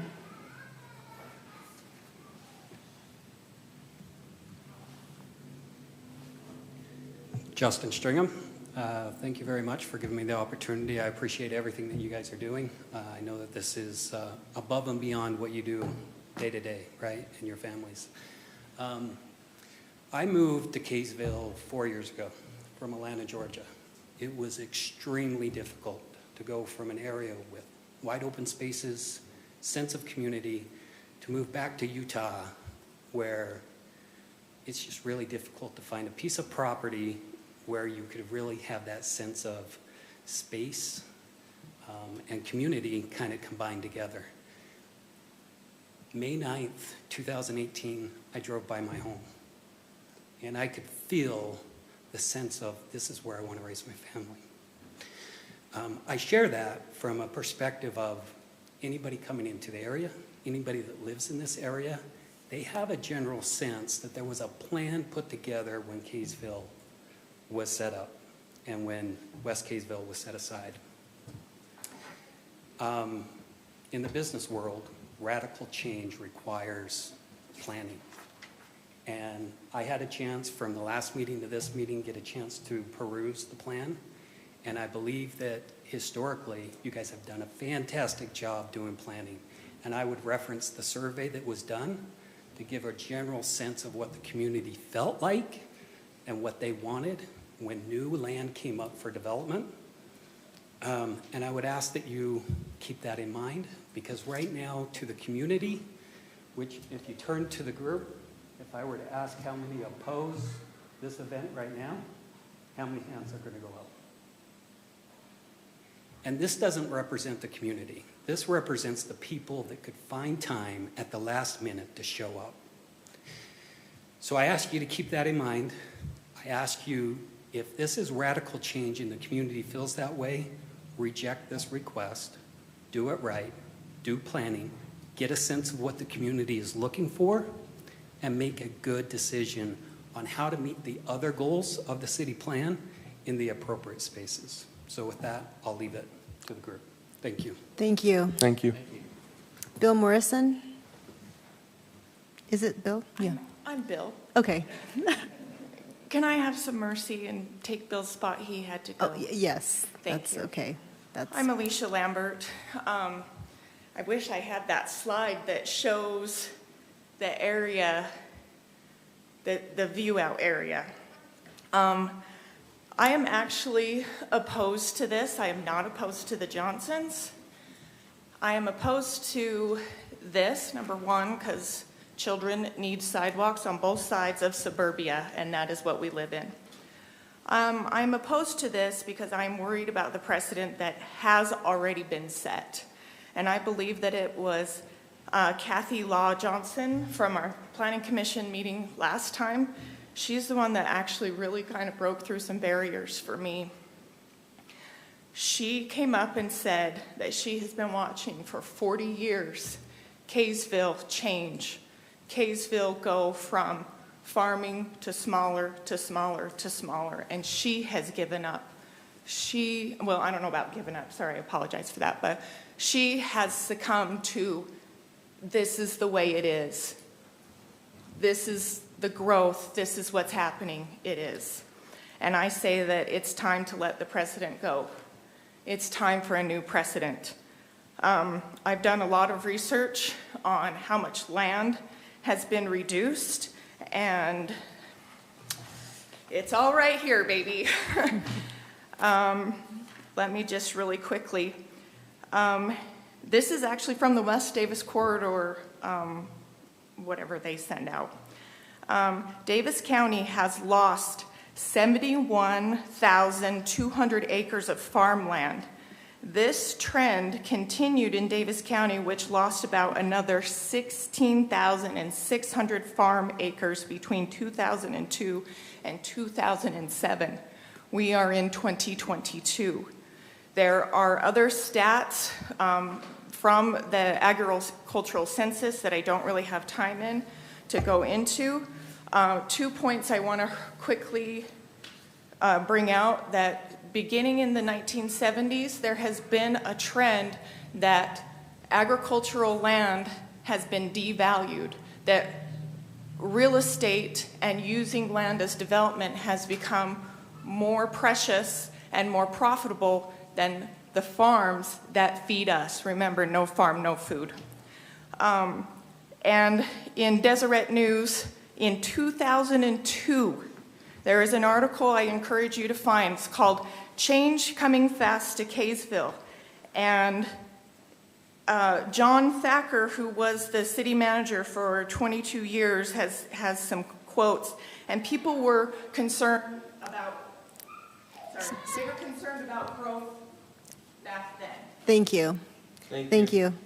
Tyler, thank you. Tyler Ross.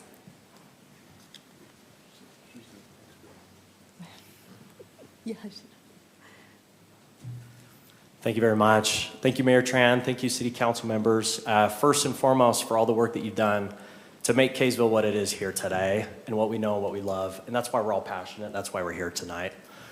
And it's that feel of Kaysville that really drew my wife, myself, and my kids here many years ago. And to be frank, it was the open space and lot sizes that really intrigued us. And for that same reason that I'm here tonight, just to express my concern about what's happening with this rezoning request, in lieu of missing out on game one of our NBA finals here tonight. It was referenced earlier that there was a scientific study that was done. I attended the Planning Commission meeting a few weeks ago, and it was referenced on multiple occasions of this general plan. And albeit unbeknownst to me at the time, I've taken the liberty to actually look into this plan and find some key topics that I think are worth discussion. And in that survey, some of the results, I just wanted to quote what was shared there. Number one, residents report a high quality of life and a desire to mitigate growing pains and maintain Kaysville's current small town feel. Number two, current commercial areas are best candidates for future development and growth, especially for low-rise mixed-use development with retail and restaurants. Number three, Kaysville's residents in particular exhibit a strong preference for future housing development in Kaysville to consist of single-family homes, preferably with large lots.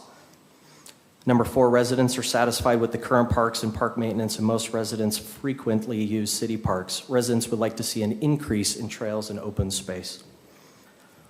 It's because of that survey that we've generated this general plan, and when I looked into that a little bit further, there's a couple of points I just wanted to reference that were brought up there, particularly on page 14 under the section that refers to the character areas. It states that since the city is nearly built out, it is envisioned that much of the city's land use patterns will remain the same, particularly in well-established residential neighborhoods in similar districts. In many of these areas, the desired future land use is consistent with existing land use. And then I'll finish with this comment also in the general report there. Goal 6 on page 20, it talks about the implementation measure and the future of Kaysville and our land. And it says, the implementation measure is to prohibit high-density land uses in areas established for lower-density residential uses. Higher-density land uses are generally limited to city center and similar areas to help meet long-term place-making goals. So that's my reason why I'm here today. I'm supportive. I'm a rational person, supportive with what Ms. Hunt shared earlier. I don't think that the Johnsons should have to go to a single zoning area from that standpoint, but I do think there are much more accommodable solutions, maybe roughly in the area of 4 versus 8. Thank you very much. Thank you. Joey DePhillips, did I say that correctly? Yeah, I'm Joey DePhillips. Thank you. I also came to the Planning Commission meeting, made a comment. I submitted a letter as well with a number of the concerns that I had, and I want to thank the Johnsons for the modifications they've already made to the proposal. Not having the traffic through a through street, that was a big concern of mine. I do still have concern about safety, particularly the west side of Angel Street, since that's the only corridor that children have to walk to school. I think we need to keep that as free of intersections as possible. It's also a cycling route. I think every additional intersection that you add to a cycling route is a hazard.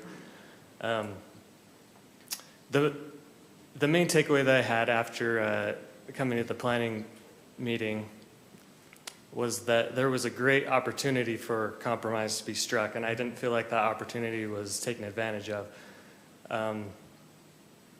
I think the majority of the neighbors that I've talked to, the majority of the comments that have been submitted have all said, look, we can accept this property being developed as greater than one home.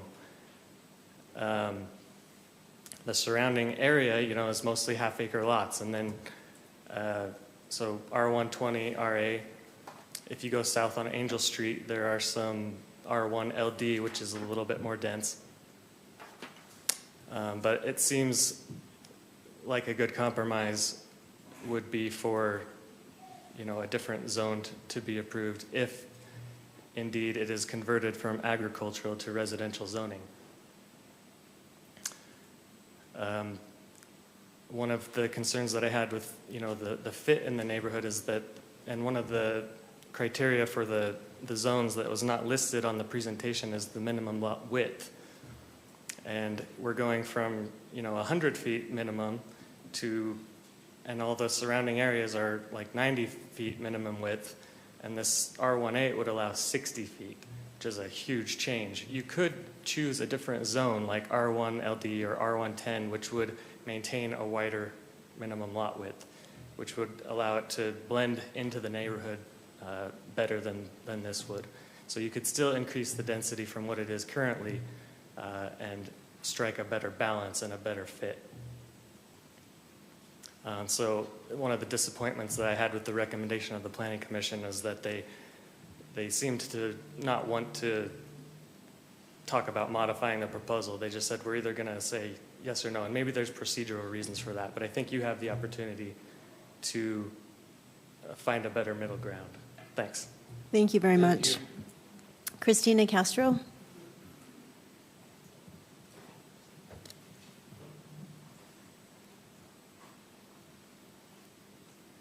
name is Christina Castro. I am one of the children of Art and Evelyn Johnson. There's 10 kids. There's only 5 of us here. There's 52 grandkids and 200 something great. So this is a big heart that we're leaving behind. And to be clear, it's hard to see this happen. I watched my dad do this when he was a council member, when he was a mayor, and watched when change happens, neighbors get a little unkind, and it's been hard for all of us. As for talking to neighbors, we did just recently lose our mom, so it's been a lot to deal with. But our door is and has always been open. I would like to real quick talk about the traffic that was talked about a little bit. If this was zoned for 4 large family homes, I know for myself, I have 4, 5 kids, rowdy teenagers, there would be a lot more traffic coming out on to Angel Street with 5 kids with 4 cars and their friends, as opposed to senior dwelling. Also, as this was something that the Planning Commission or the city has said this would be good for this, for the city, we are all over 55, my siblings and myself, and many looking for a place that is not so hard on our knees, that's easier to get around and easier to take care of, and this would provide that. There has not been agriculture farming on this farm since it went down and we got rid of the whole acre that we used to farm just to feed 10 kids. Dad passed away 2008. There haven't been any other farm animals since then. So there really hasn't been a lot of agriculture, although my mother could grow a mean tomato plant. We appreciate you listening to us. We understand everybody that has concerns. I will state again, change is so hard, but it's inevitable. And the change that we've seen in Kaysville, I have some wonderful friends because of change that I wouldn't give up. I wouldn't give up the people that live in different people's farms because of that. And I've seen it change and it's hard. But the best way to deal with it is to be a part of it, and we want to be a part of it, and we are open, we are communicative, and that's why we're here. Thank you for listening. Thank you so much. Thank you very much. You can say thank you too. Thank you. Okay. Erica Townsend.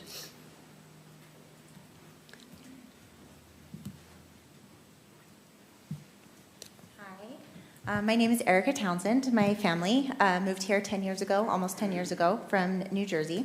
While we were in New Jersey, as I stated at the last Planning Commission meeting, they had something called the Highlands Preservation Act, and we moved to Kaysville, just like Mr. Stringham said, for the exact same reason, under the impression that a lot had to be built on either a half acre or more, or else it had to have green space to make up that difference. We realized soon after that we were obviously misinformed because people continue to get their land rezoned in Kaysville and sell their land to make as much money as possible, putting as many houses on as tiny lot as possible. And this is just, as we keep doing this, is changing the look and feel of West Kaysville over time. We recently had Angel Street repaved in the last 2 years, and it was just completed. And those outside of Kaysville have finally stopped complaining about that patch of road. Rezoning to R18 and building 8 to 9 more houses in that area will tear up that road again and create more traffic.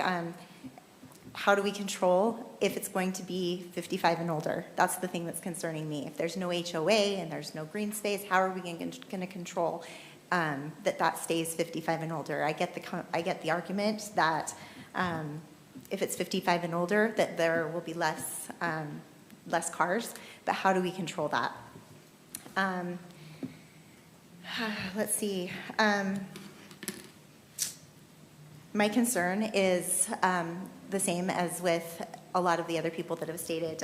There was one child that was hit right at Ramallah and Morningside Circle, and my concern is it was during the time that there was construction. We're going to be pulling up that road, and there's going to be things going on there that is going to make it dangerous for children. Where's the green space that I thought we were supposed to continue to have here in West Kaysville? Is that part of the plan? Where's the HOA that will keep it a 55 and older community?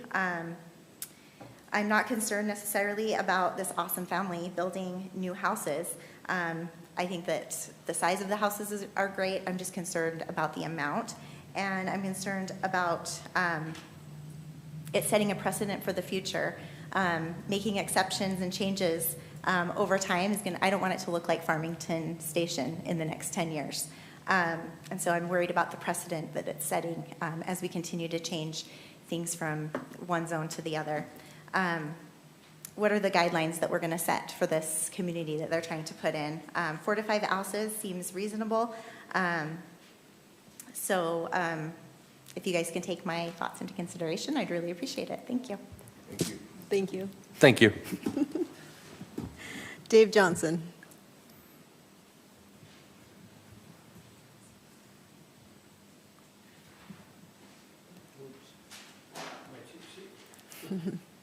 I'm Dave Johnson. I'm one of the children of Art and Evelyn Johnson. I'm the number 2. Chris is number 10, and I should have signed up before her because she covered a lot of the points that I was thinking of. So anyway, so I've lived in Kaysville all my life, and we lived on 4th West and Center Street, and we owned almost a city block there. That house was taken out in 1971 by I-15 being widened. So when they widened, where our house was is the frontage road right coming off the freeway right now. So that's when my parents bought 15 acres down west. Like they said, it was zoned A5 at that time, and they raised pigs and a bunch of animals with all the kids. In 2001, Art rezoned it to R120 lots. He needed to sell, so he sold the bottom, like about 10 or 11 acres, and he zoned 2 of the lots to be twin homes, and 2 of his grandsons built on those and then sold the other side. So at that time, he said the city allows me to do that, so I'm going to do that. And then then his land was rezoned A1, and they have a big yard, and the yard it still flood irrigates. There's a 2-inch pressure irrigation line that runs there. When Dad passed away, there hasn't been animals since then, really, as far as agriculture. So Kathy and I bought down there in 1973 on North Angel Street, and we still live on North Angel Street. So in 73, there was no city water, there was no natural gas. Everybody had a well, so there was not much development. So we've seen a lot of change, and some we've liked, and some has been hard. Just on the east side, on our east property line, we have 2 acres. They just built a bunch of patio homes right on our property line, and we were skeptical about it, but we worked with the contractor, like on the property lines and trees, a bunch of trees had to be taken down, and it's been a really great asset to our area down there. They've been great people, and they're people that are looking to get on one level because of health or other reasons. The lots that are proposed now are 75 feet wide. They're not 60 feet, they're 75. We feel that our parents would approve this. Dad loves the city and loved the versatility of it, and hopefully he'll get approved. And we love all the people in Kaysville. Thank you, Dave. Thank you so much. And Dustin Townsend.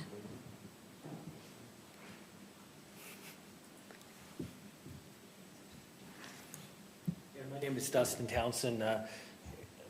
Wife and I probably should communicate a little bit better because we had different opinions in the car a little bit, but we are both, again, opposed to it. My concern is, again, the rezoning and making the lot so much smaller.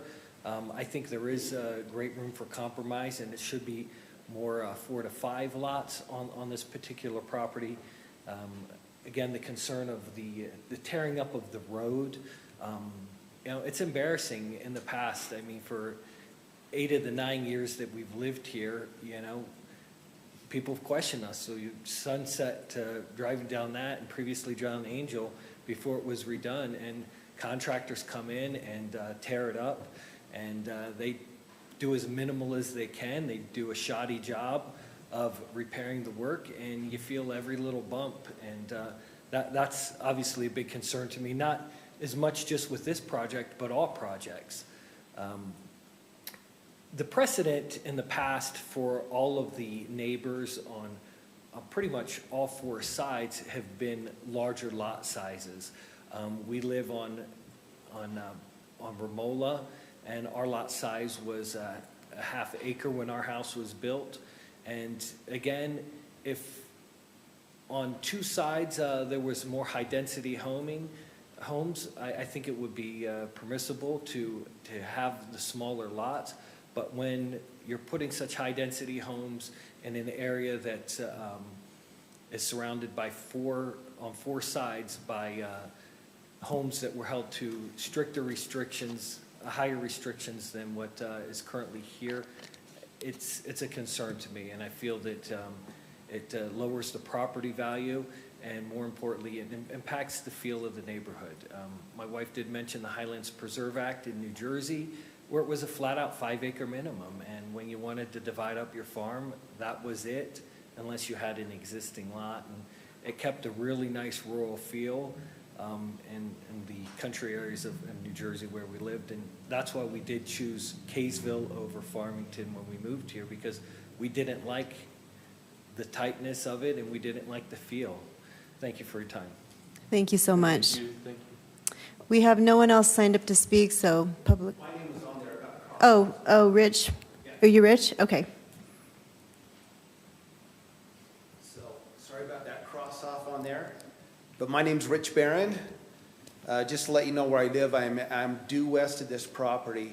My property has Angel Crest Way on one side, the other small subdivision on the other side, run down both sides. We've been in West Kaysville now for 23 years. Originally lived on Kays Drive. We've been in this home for 7 years now, and we love the area. One of our main draws to West Kaysville was the size of the lots. And when we first moved here, pretty much west of Flint, there was nothing, if you remember that. It was all farmland. So we've seen this entire area change. We've watched it change over the course of several years. One thing I want to do before I make my point, I want to read this real quick from a neighbor, then I want to make my point, if that's okay. And this is from Bill Morrison, right? Okay. The general plan has policies in place to guide future growth. The very first policy on page 27 of the plan further supports opposition to the Johnson rezone. Policy 1.1 states, preserves single-family neighborhoods by restricting development to models that fit the existing character of the neighborhood. The Johnson rezone definitely does not fit the character of the neighborhood. High-density housing placed in the middle of a 1-acre and ½ acre lot is very out of character for the neighborhood. And that was his comments. My other comment, and a concern that I've heard tonight, is the housing crunch in Utah. I failed to see how an argument for 8 homes at $650,000 plus really rectify the problem with the housing crunch in Utah. And the only way that argument becomes valid is if that's rezoned for the other areas in West Kaysville. Now, you know, I really appreciate what the Johnson family has done. I've seen, you know, the plans they put up, that the houses look very nice. But still, that argument you know, and we've heard a lot of the safety, we've heard, so I'm not going to touch on those issues. Just that the primary issue becomes is if that's going to be part of the consideration, the only way that becomes valid is if the other areas in West Kaysville are rezoned the same way. So the housing crunch in Utah doesn't rectify, $650,000 homes does not rectify a housing crunch in Utah, not at that price. And not for single family or single level homes, 8 homes on that property. So that's my concern, and thank you for your time. Thank you. Thank you very much. Okay, we will now close public comment. Thanks, everyone, for being so respectful, and I really appreciate that. We all do. Okay, council. We've asked questions, but if you have additional questions? I don't know how you want to do this, Mayor. I think we all have comments. Okay, well, I have one more question, Mayor. Okay, go ahead. And am I allowed to ask a question of the applicant, or? Okay. I guess I forgot to ask earlier, since the concept of having a 55-plus community, since safety is one of the concerns of the people around, whether or not they'd be willing to enter into an agreement to say that it will be 55-plus, or if that's even possible. I don't know, Melinda or Nick? Yeah, you could do that through a development agreement. Social security check. Would that make it, would it have to be an HOA to enforce that? Or, because we're talking, I mean, this agreement is relevant now, but these homes will be here for 60 years, so I'm just, Well, or 100 years or whatever. There's a variety of ways that could be accomplished. If it was the council's will, I mean, I think you would just include that in the discussion in a final motion, that that's what you would like to see, and then we would work out the specifics with the developer and bring back an agreement. But it is doable, whether it's through deed restriction or CC&Rs, HOA. Is it realistically enforceable, though, over the long run? If there's a development agreement, sure. Mayor, Yes, Councilmember Oaks. I just have a comment on that. I guess I love the idea of patio homes. I love the idea, since I'm that guy who's north of 60 now, of not having to go up and down. But it seems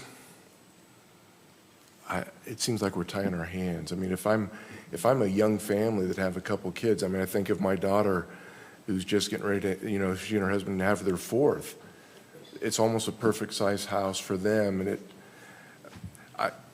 I don't know that I'd like, you know, just doesn't sit well with me. Okay, thank you. Nick, as our parliamentarian, I have a question. Do we need to call for a motion and then a second and then comments, or do we?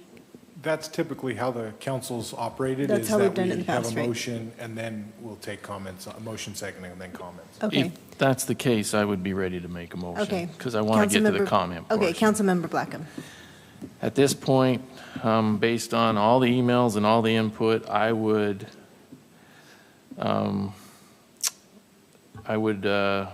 make a request to deny the rezone at 602 South Angel Street from A1 Light Agricultural to R18, single-family district with a PRUD overlay B builders. I would second that. Okay, so we have a motion and a second. Now comments. Councilmember Jackson? Yeah. Oh, who? Okay. All right. First of all, really appreciate all of you coming out and expressing your opinions. It's, you know, as a council, I think I can speak for all of us, we don't take this lightly. It's kind of a sacred duty for us to try to make the right decisions, and it can be very challenging, especially when the arguments are really good on both sides. The way I look at this, and it's a tough decision, because I understand, you know, if change was happening in my neighborhood, I would be really concerned as well and want it to change the right way. And I have a few comments.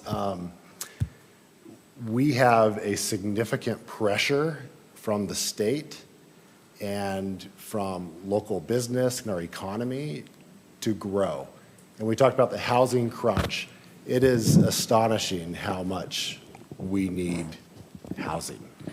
And, you know, we have the biggest defense program in our nation in the last 50 years taking place at Hill Air Force Base, and they estimate 4,000 to 5,000 new jobs in Hill Air Force Base. That's not Hill Air Force Base, that's Northrop Grumman.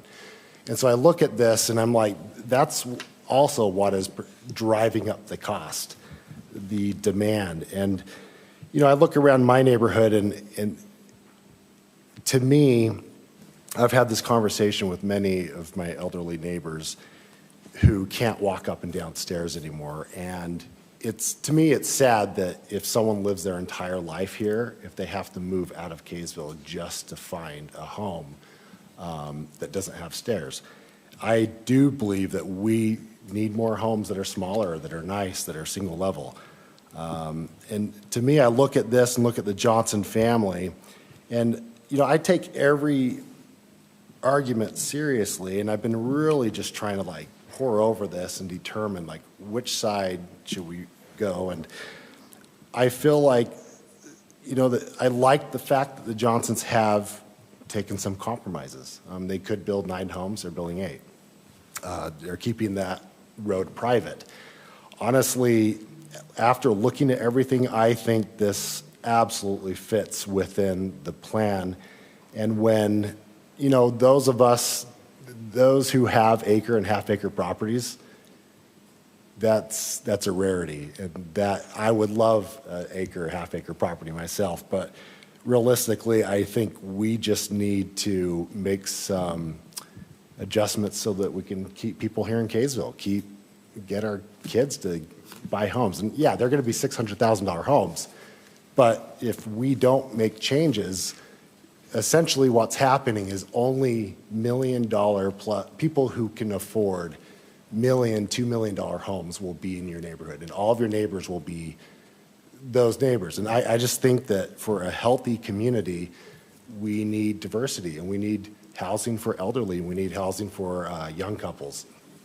And so I just think that this is a good thing, and after considering everything, and I believe that most folks probably won't even notice this, this community driving past to and from. And so I think it's a fantastic thing that the family has kind of worked to, you know, lessen the amount of homes and do things that, and they're going to be attractive homes that will enhance the neighborhood. I'm worried that future councils, if we just become a council of no, no, no, sorry, I'm taking a lot of time. No, you're fine. Then future councils could come in and this could be rezoned in something entirely differently that you would not want. And so it's a lot of things to weigh here, but those are my comments. Thank you, Councilmember Jackson. Councilmember Hunt? I would also kind of just like to say I have driven by the property a few times now. I mean, more than a few. I mean, I've driven by lots of times before now, but especially for this, I've driven by and stopped and really considered kind of a lot of the things that have been said and the concerns that have been brought up. And I appreciate everyone that's come and the concerns. I guess Nate said most of the stuff Councilmember Jackson said most of the stuff I was thinking of saying. And I guess I'd just like to add, you know, I moved to Kaysville because I loved how sleepy it was. And I still feel that it's that way. I don't live on a half-acre lot, but I feel that in my community, it still feels that way. And with this being, I understand there's a concern about precedent. I think this lot, being as small as it is compared to some of the others, maybe won't set as much of a precedent. But I guess with that being said, I think, like Councilmember Jackson said, people probably won't even notice, especially if the trees stay up and more are planted. And I think it can be a good addition. Also, like Councilmember Oaks said, for young or old or elderly, families alike. Thank you, Councilmember Hunt. Any other comments? Councilmember Oaks. Maybe a question for Ms. Greenwood first. So if it was rezoned to R120, could the developer put duplexes or two twin homes on each of those lots? This is just a clarification for me. Yes, the twin homes are permitted, or excuse me, a conditional use in single-family zones. Okay, I just wanted to make that aware, and we've heard multiple times high density. R18 is not high density. It's higher density than an R120, but it's not considered high density. And that's just a clarification. I'm the idiot who moved from an R120 from the west side over to the east side to an R18, and still my wife picked a half-acre lot, so how stupid am I? Sorry, that's an aside. For me, I love West Kaysville. I love that the plan, if you go throughout West Kaysville, there are lots of most of the lots are half acres. Now, you couldn't tell for a lot of areas when you're driving down the street, because what makes it a half acre lot is that humongous yard in the back. It seems sort of, but it is what it is. But the fact that we're asking to put R18 in the midst of these this area, it's a bridge too far for me. And again, I'll say again, I love the patio home concept. I think the homes would fit in that area. I just don't know that 8 or 9, which is what was there, works for me in the density with what you look down the rest of the way. And and we don't legislate from up here. If they came back with a different zoning that would maybe allow 5 or 6, I would probably be all for it. But that's not what this is about today. And that's all I got. Thank you, Councilmember Oaks. Councilmember Adams. Yeah. Thank you so much, everybody, for coming out tonight. It's nice to actually look and see faces in the audience. A lot of the times we're doing this, there's nobody in the seats, nobody watching. So for me, I like the audience. I want to thank the Johnson family. The emotion, I think when you talked about your family and your mom, it just, like, to me, felt very real. And I love what your family has done for this community. And I think the neighbors feel that same way as well. I really love these homes. Like, for me, I talked about a couple of meetings ago that nobody's really building the home that I moved into when I had 2 kids. And I want to see more of these size of homes. I really do. And so I'm not as worried about the traffic.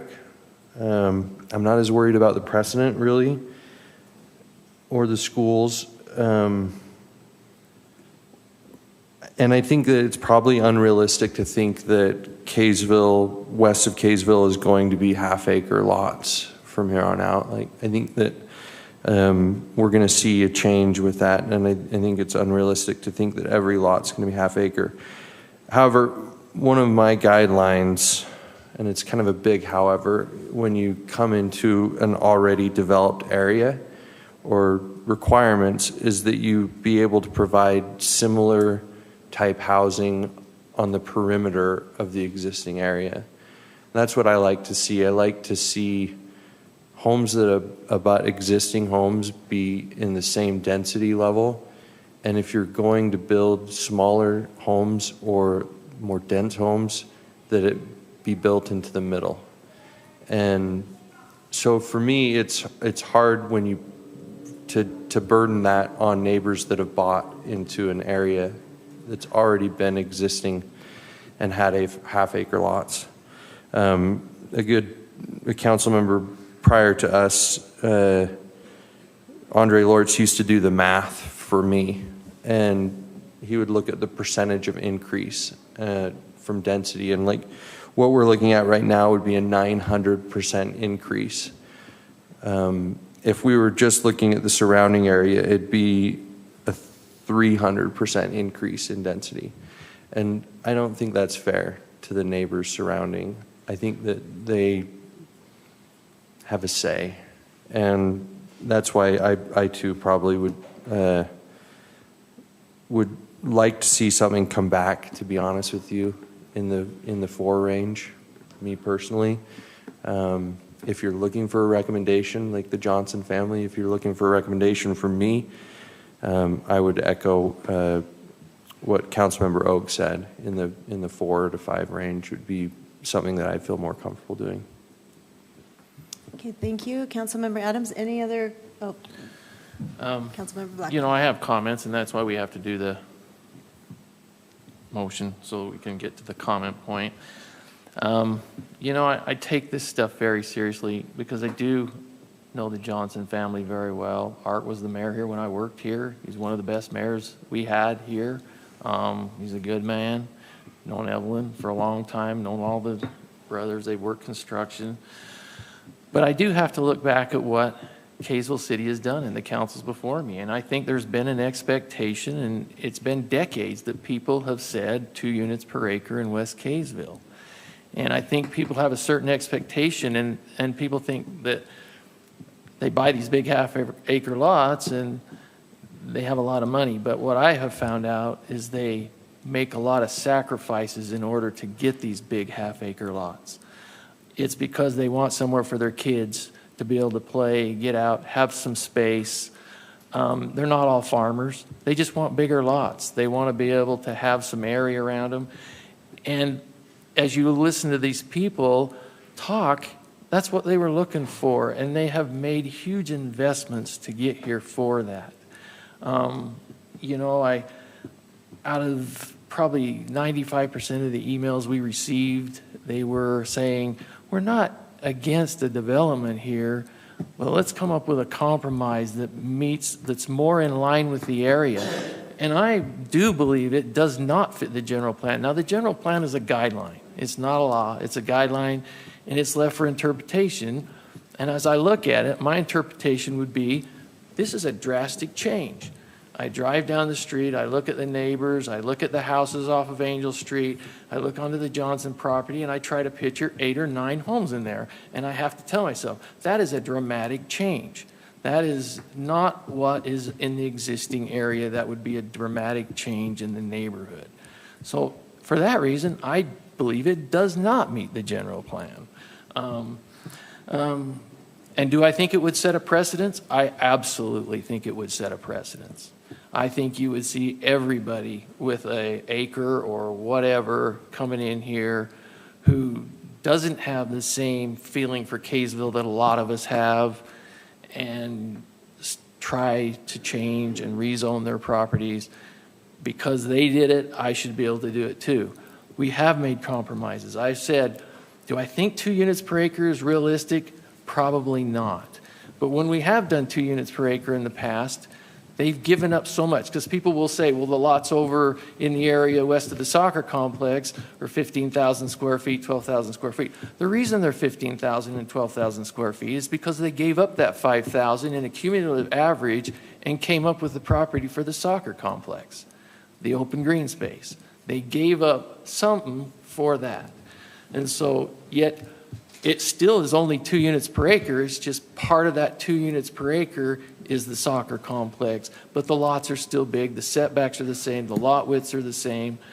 And that's what they've done. And I think people expect that. And when you live in an area that's pretty much developed, you expect what you think you live in to stay somewhat like it is. Now, that doesn't mean things don't change. But one of the emails that really stood out to me, without using any names, was one of the landowners down there that has quite a bit of land left that's really close to the north, who said, nope, this isn't right. This doesn't fit the neighborhood. That said a lot for me, because somebody like that could have sat back and just said, let's see how this goes, because if this goes through, then that's going to make it really easy for us to rezone ours to that. But that's not what they said. They said it doesn't really meet the area. It doesn't feel like the neighborhood. I thought that was pretty big for them to send an email out there stating that. And the one thing that we all have used is the Y2 analytics. The Y2 analytics was a statistically clean, valid survey. And that meant they randomly called people. Now we asked for that so that we could get it, because we ask and ask and ask for people to come in and do surveys. And the only ones we usually get are the ones that are either upset at the time or want to come in. So they're not really statistically clean. When Y2 called people randomly and they got the information, and ultimately they came back and said, people in West Kaysville love their small town feel, they love their big lots, and they want you to keep it, and they don't want you to disrupt their neighborhoods. They're good if you want to put higher densities on arterial streets that have busways, mass transit, those types of things, which makes sense because you get into these higher densities, a lot of them don't own cars. And so to take something like this in an area, and you know, that area may change. In 30 years from now, it may be completely different. But right now, the south end of Angel Street is a dead end. It eventually will probably go further to the south, but there's a equestrian center in its way right now. And so I guess until that's gone, it's not going to. So for that reason, that's why I make the motion. You know, it's tough because the Johnson family are awesome people. I really liked Art and Evelyn, you know, but I'm sitting here right now. I have a different job right here, a different hat. I have to look at the people that I represent out there and what they expect of us. Thank you, Councilmember Blackham. Councilmember Jackson. Yep, just one last point I would like to make, and I appreciate council members giving their viewpoints and arguments. One last thing I just want to say about this is, as far as I understand correctly, Melinda, a lot of folks want this to be zoned to a different zone for smaller homes, but as a council, when something is zoned, it could be zoned to the zone that you want, but developed how you don't want it. And what's extremely important to me is that we grow the right way in Kaysville. And I want to have a say in that. And I want to help everyone that lives there. We all live here because of the community feel. But bottom line, I'm concerned that, you know, just saying no, no, no to some of these things, they are going to be developed, whether you like it or not, in certain ways. And, you know, these acre and half-acre lots are beautiful and fantastic, but we have a water crisis. I just think the reality of it is we are going to grow, so how do we grow the right way and protect our neighborhoods and have safe neighborhoods? And I think this is a great first step. So that's all I want to say. Thank you. Thank you very much. Any other comments? Nope. Okay, so we are at the point where we need to vote. Councilmember Adams. The motion is to deny. Yes, motion is to deny. Aye. Nay. Nay. Aye. Aye. Okay, motion passes 3-2. Thank you, council members. Thank you, audience. Okay, moving on to action item number C, an ordinance enacting 12-2-7 of the Kaysville Excuse me? Being that guy who's north of 60, can we take about 2-3 minutes? Sure. Sorry. 5-minute break.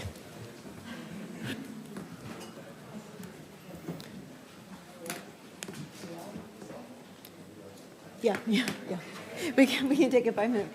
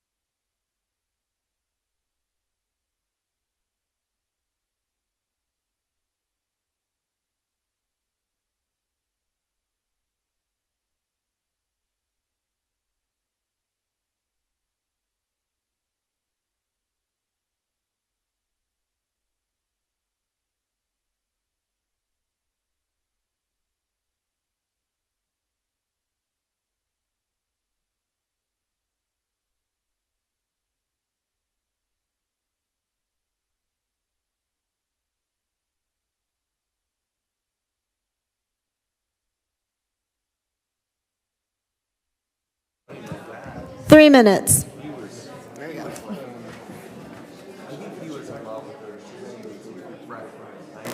He talks about.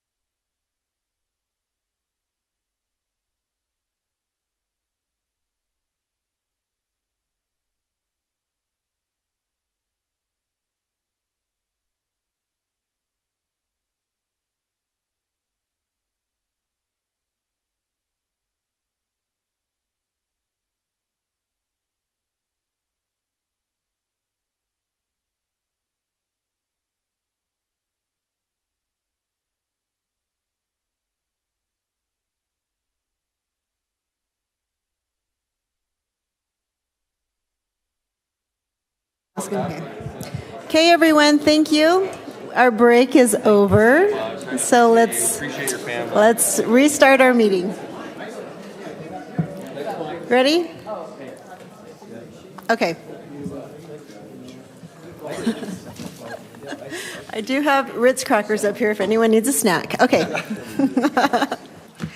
Okay, thanks, everybody.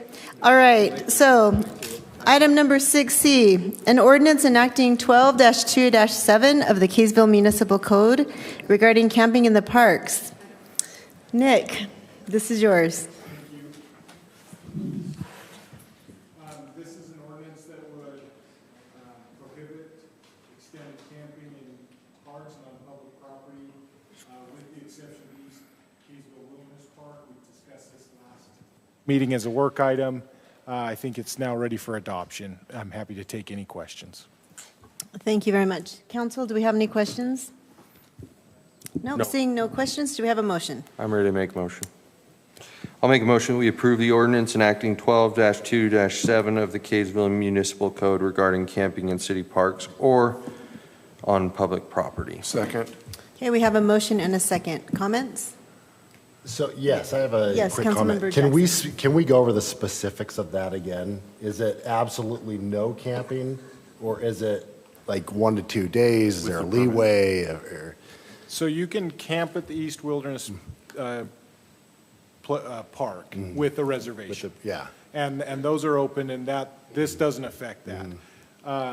If there is, in the 48 hours prior to or the 24 hours after a parade, camping is allowed on public property. Okay. If we have a softball tournament at a park, and and the city's going to allow parking, the city can do that if it's in conjunction with a city-sponsored event. So it does allow people to put up a shade tent or other things in the park for 4 hours. Okay. That's basically the specifics. Excellent, yeah, that's great. Any other questions? No? Okay. Did we have we did. So okay, so Councilmember Hunt. Aye. Aye. Aye. Aye. Aye. Okay, thank you. That passes. Okay, now we're moving on to our work item. Burton Lane, 50 West Roundabout discussion, and I'll turn the time over to Josh. You excited for this one, Councilmember Adams? I just hate that roundabout. Oh, I really love that roundabout. yeah. Okay. There's like a bumper on it right there. I think somebody got in an accident there. There's only one left, Yeah, so. we are awaiting new pieces from the Philippines. Oh my gosh, my bishop hounds me about that roundabout every single Sunday. Yeah, Yes, lots of discussions. I hope you're picking up on a healthy sense of sarcasm when I say that I really love that roundabout. Okay. Josh, thank you.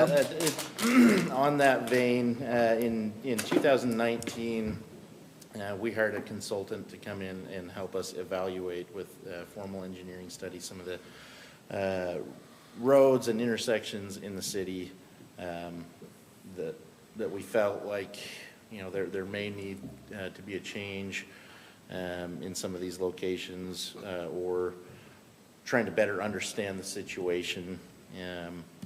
One of those locations was the intersection of Burton Lane and 50 West. The result of that study came back saying that this would likely be a really good spot for a roundabout. For a couple of the reasons being the park traffic there, pedestrian traffic needing to get to and from either side of 50 West. It's along a school route for Columbia Elementary. The traffic there from a vehicular standpoint.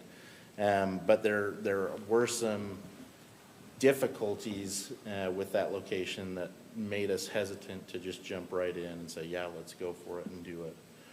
And those intricacies were, you have Burton Lane on either side of 50 West is a downhill sloped road coming into that intersection. You have it on kind of a blind curve, a horizontal curve there, and then the park traffic itself. So that was the impetus behind, like, let's get some real looks at how this functions, collect data and information before we commit to making permanent changes to the intersection. We did that for about a year. This was installed in fall of 2020. And as we started getting in towards the end of that year period that we had committed to, we also started working on plans for the roundabout. Roundabouts are a little more time, of a time drain in terms of the time to design, as you relate that to other intersection improvements. We took about a year and a half, as we're standing now, to finalize designs, finally able to get that out to bid last month. And we received bids last month back. We had one bidder on the project. The results of that bid, with an engineer's estimate of $900,000, we had budgeted for $1.2 million, just as a, you know, what if. Inflation has been really crazy on recent projects. The result of that bid came back at $1.6 million, so nearly double what the engineer's estimate was, and well north of what the budget for that was. I've talked a little bit with Dean from a financial perspective, talking with other staff, and then talking in development meeting. And we would like to get some direction from council on the path that we take forward. But I would make the recommendation that that number is untenable for us. A couple of the items, and this is in no way a dig on the contractor.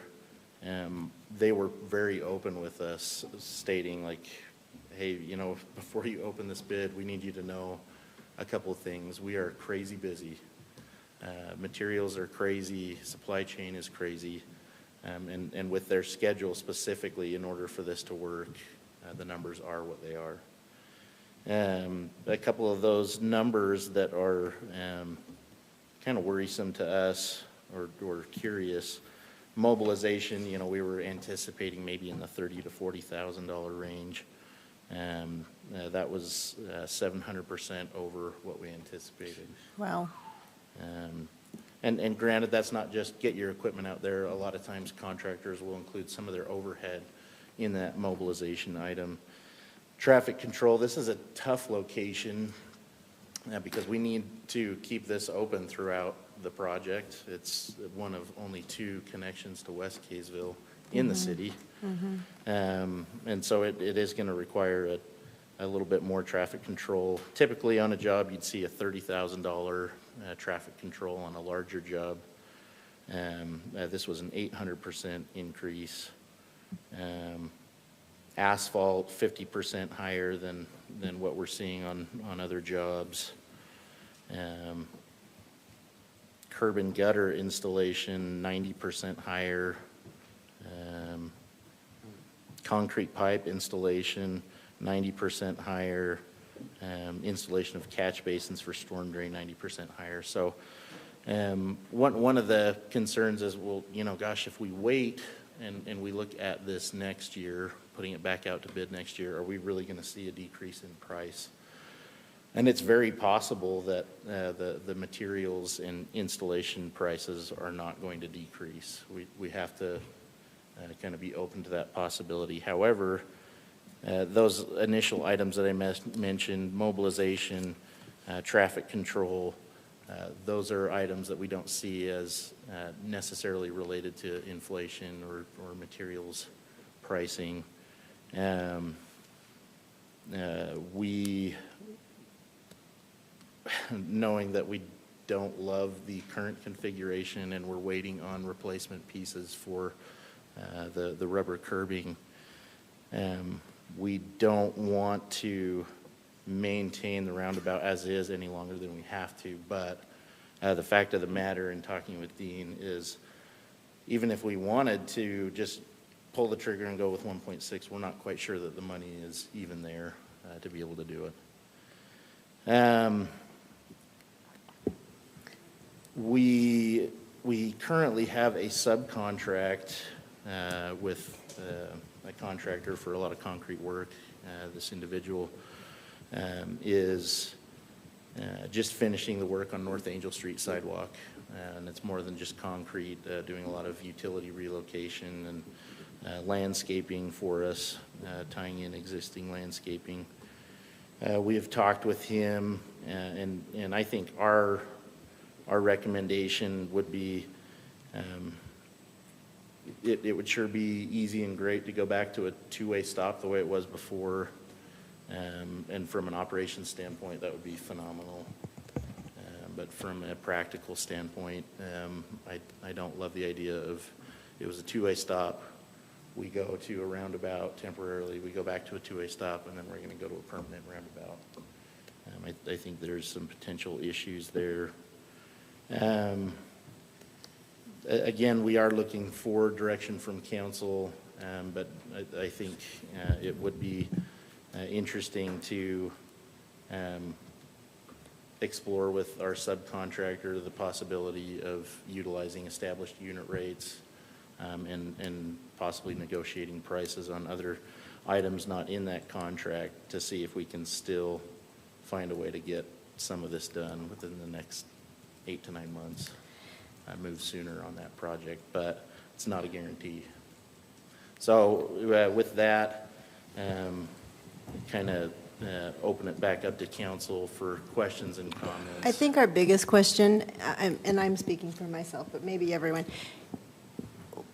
we need justification for why we need it. You know, I mean, I guess that's my biggest question. Right. I realize the two-way stop, not everybody stops. I understand that.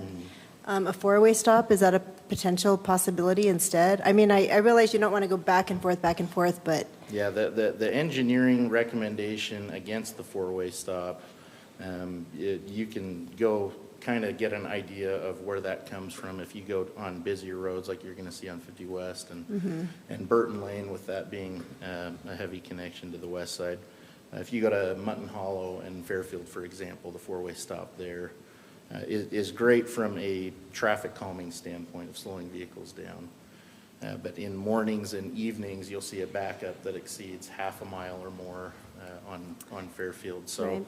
And we're very concerned about the efficiency of traffic movements, but we also are very concerned about safety of people and vehicles, and especially safety of pedestrians. And roundabouts reduce the number of potential impact points and conflict points from 40 or 50 potential ways that you can have an issue to, I think, fewer than 10. Yeah, I think the former engineer, Andy Thompson, who worked for UDOT, used to tell me, he says there are 12 points of conflict in a roundabout and there are 60-something in a four-way stop. Okay, all right, just, I mean, we get asked all the time, so. That was their professional recommendation in looking at this. We didn't, I'm not a roundabout expert, and so we didn't want to make that, hey, let's just do it, let's go for it. Right.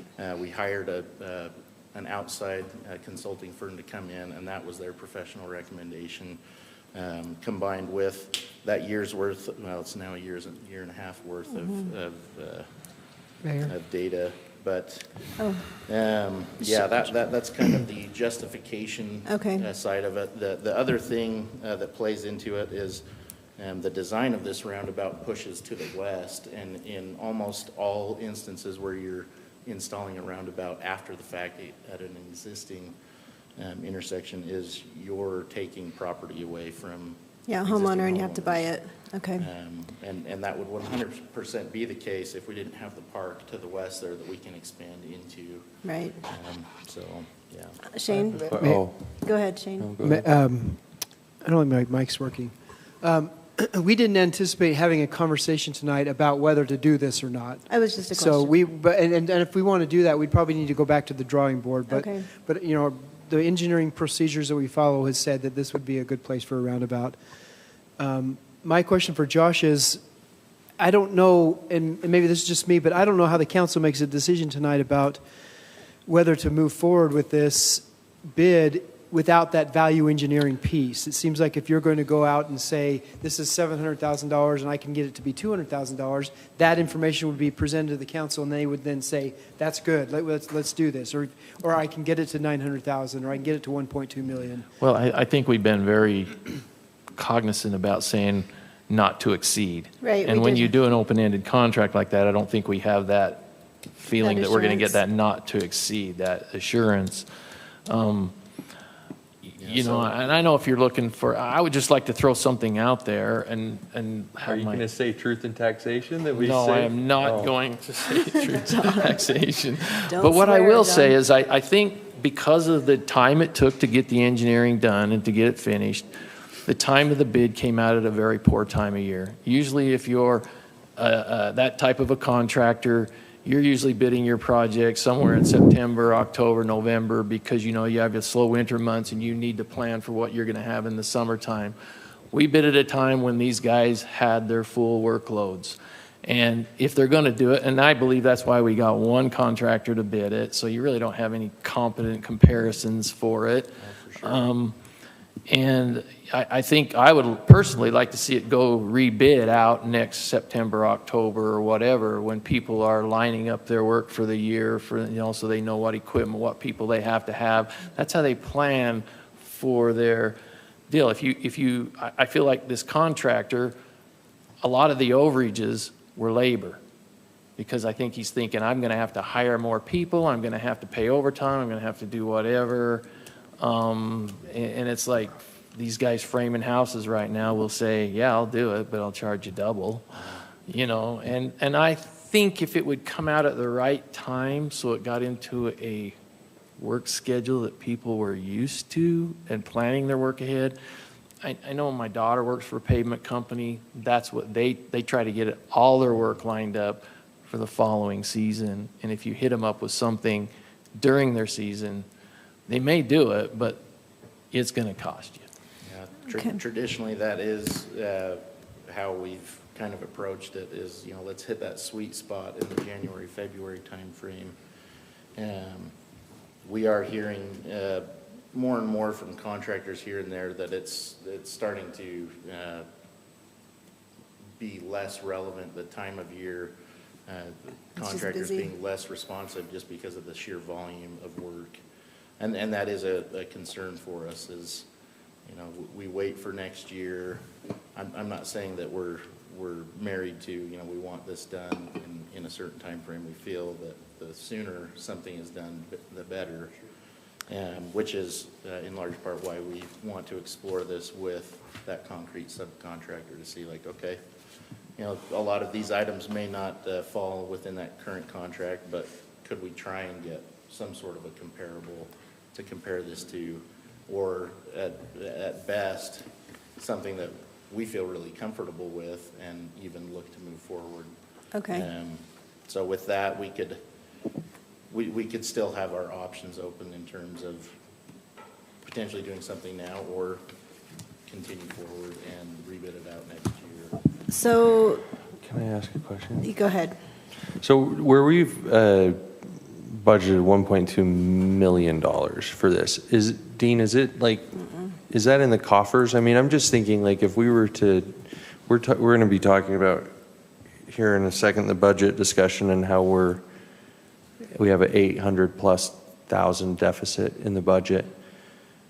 Is that 1.2, was that cash that we would set aside to build a roundabout? Because I think if we asked our citizens like, hey, would you guys rather just stop at a stop sign and not have a tax increase this year, delay it a little bit longer? I mean, I don't pretend to understand accounting, and I'm sure you're going to tell me how off I am, but do we pay for that 1.2 over a certain amount of years, or? Yeah, road projects are funded through the gasoline tax, primarily the road utility fee, and active transportation money.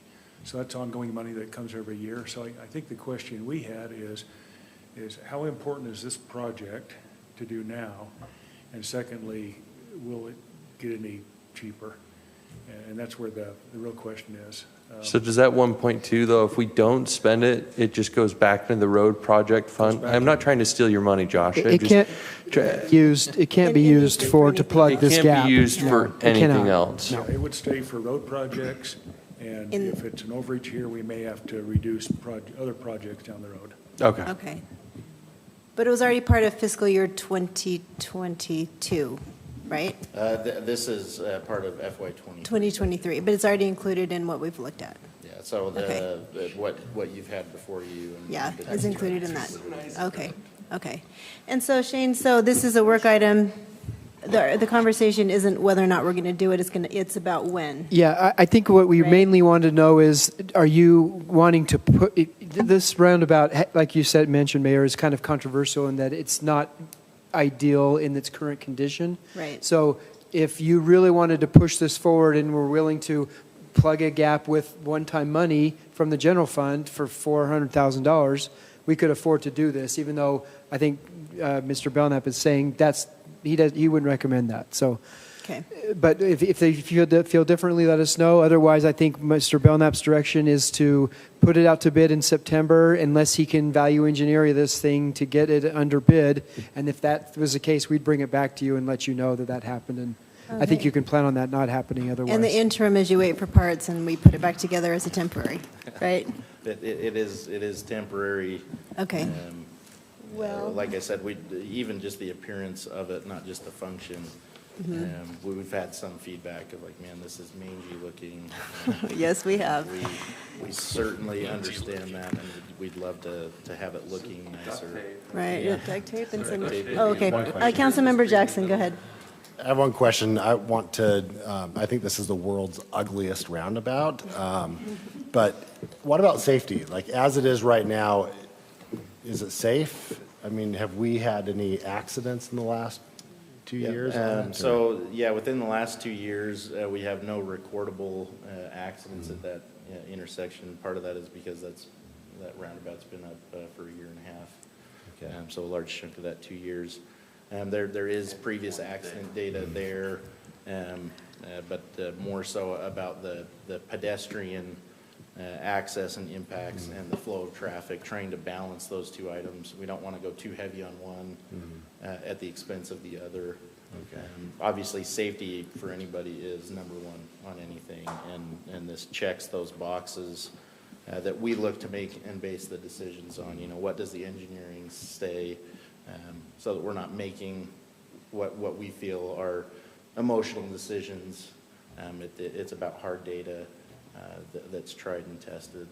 So just to follow up, Yeah. the parts that you're waiting for that are backlogged in the supply chain, will that make it more dangerous, essentially, with No, those being it's more of an delayed? aesthetic Okay. at this point right now, which isn't necessarily a safety issue, but aesthetics do matter. We want things to look nice, both as staff and residents. So yeah, that's the concern there. We think we're within 4 weeks of potentially receiving these, but even when we initially received the first shipment, it was 4 months past what we were expecting. So. Hey, that little barn house that you just put in for the water, I think it's like isn't that a water testing? Chlorinator building. That's not going to be affected with the. No, that was positioned as part of the plan. Cool. For where that'll extend out to in the future. Just to clarify, then, the direction you need from us is just wait till September if we're okay with that? Is it a question to us, or are you just presenting information? I think, like Shane stated, what was the council's feeling, the priority of it? Not Okay. so much, do we do it or do we not do it? Right, but just when? The timing, like I Okay. said, we would love to look at what numbers could be from this other contractor, if for no other reason, just informational purposes. Okay. And at the very worst, we put this back out to bid Okay. for next construction season. Councilmember Blackham. For Shane. So Shane, we could list this as a capital project and just carry it into the next year and add to it if we had to, Yeah. saying that we would, the bids came out next time. Right. But we would be able to carry this into the next year as a capital project, saying we need more funds. Use some funds that aren't necessarily just for roads to augment it, sure. Yeah, okay, thanks. Okay, we feeling okay about that? Generally, yes? Okay, sounds good. Direction? Thank you. Thank you, Josh. So do we need a motion or anything? or- I don't believe so. We right? don't need one there. Okay, the next item I had a question about, so the general plan update. How many of us have had the opportunity to look at it, to have a good discussion, or should we maybe push the discussion to till next time? I have not. You have not had the time to really, because I know we've been very focused on the rezones and we've been focused on budget discussions, so. Shane? Oh, go ahead. No, I think we have a few members in, We do have a Who- planning commissioner here. well, I realize who had Oh, comments or were interested Well, in we- whatever discussion. So it's not a public It's not a- comment. okay. Yeah, item, but thank you for that. Okay, a little more time. Are we okay with that? For sure. Okay. I don't think we have any general hurry. That's terrible. Any urgency to Any really urgency get- at all. dig deep on it? I think Okay. generally, if you do look at it, I believe that we hopefully have accomplished what we wanted to do, which was make it more concise. The guts have not changed. Right. The general plan of our community has not changed, but I think the format looks a lot better. We went from 190 pages to 90. I probably made those numbers up, but close. Am I close? And So. Planning Commissioner Cody Branch, thank you for being here. So are we okay if we do that? Sure. All right, you guys okay with that? Okay. Mayor? Yes. Just a question. I know that we've had talk about a joint work session with the Planning Commission. Do we have any idea when that, I mean, are we going to discuss it as a council before that joint work session, or are we going to read it and then go to the joint work session? We can do either one. That wasn't my recollection, but I maybe not have remembered correctly. So I thought I heard comments in the Planning Commission meeting that they thought that we were going to get together to have we a can joint certainly work do that. session. We're not in any hurry. The reason why we probably held off on that was just because it just has not changed. The content and the intention content has hasn't not changed. The format's changed, and so we didn't want to get into a joint meeting where we're like, all right, what are we talking about? How the pages were landscape and now they're portrait? We didn't want to do that to you. So if you think it's necessary, we're completely ready to do that. But Okay. All right. maybe you all could check it out and do what the mayor's Yeah, suggesting. Look at it, and if you want to have a joint meeting, we're certainly willing to do that. Let us know on that. Okay. All right. Thank you then. Do we need a motion to extend, or should we wait until it's closer to 10? I would say we wait, but Okay. All right. see what we Okay. can do here. But The next item then is the budget discussion. Shane, will you? yeah, as Levi and Dean get set up here, I just wanted to mention to you that we're looking for some direction tonight. I think they've got some things to present to us on sales tax and other things, items that will be of note. I wanted you to know that you have not done anything to obligate yourselves to do truth and taxation yet, or to fill this with fund balance. You're completely not obligated yet. I did get some questions this week about how much truth and taxation costs to go through. It doesn't cost anything. The mailers go out from the county, whether we do truth and taxation or not. And so if we do truth and taxation, we add to that mailer what we might go through for a percentage, but it doesn't cost us anything. So there's no cost to the city to go through truth and taxation. But Thank you. That's that being good said, I information. think Dean and Levi are ready to go. Thank you, Mayor. We just have a few items in regards to follow-up to our budget discussion. We want to start with sales tax trend. We bring to you some positive news related to the budget. Ooh. So we do have the last report, sales tax report, and you can see the March numbers came in at $720,000. Significant increase over the month from the prior year. We look at these numbers and we think we're on a pretty good trend as far as sales tax numbers. Now, obviously, that's the most elastic source of revenue we have, and things could change in a hurry. But we're current year already ahead of what we're recommending in the fiscal year 23 budget. So we think that there could be an adjustment there of about $200,000 as far as additional revenue that might be available in fiscal year 23. So we think that's some positive news there. The next thing we want to talk about is, unless you have some questions on that, we want to talk about the use of fund balance. The question came up at our last meeting on what's the appropriate level of fund balance to have. And we have an historical listing here of our fund balance. So we highlighted in blue there. You can see by fiscal year the unassigned fund balance amount. You can see the next row in blue, the total unassigned fund balance over the prior year. And then there was discussion about the percentage requirement. State statute says you have to have at least 5% fund balance, unassigned fund balance, 5% of your total revenues, and no more than 35%.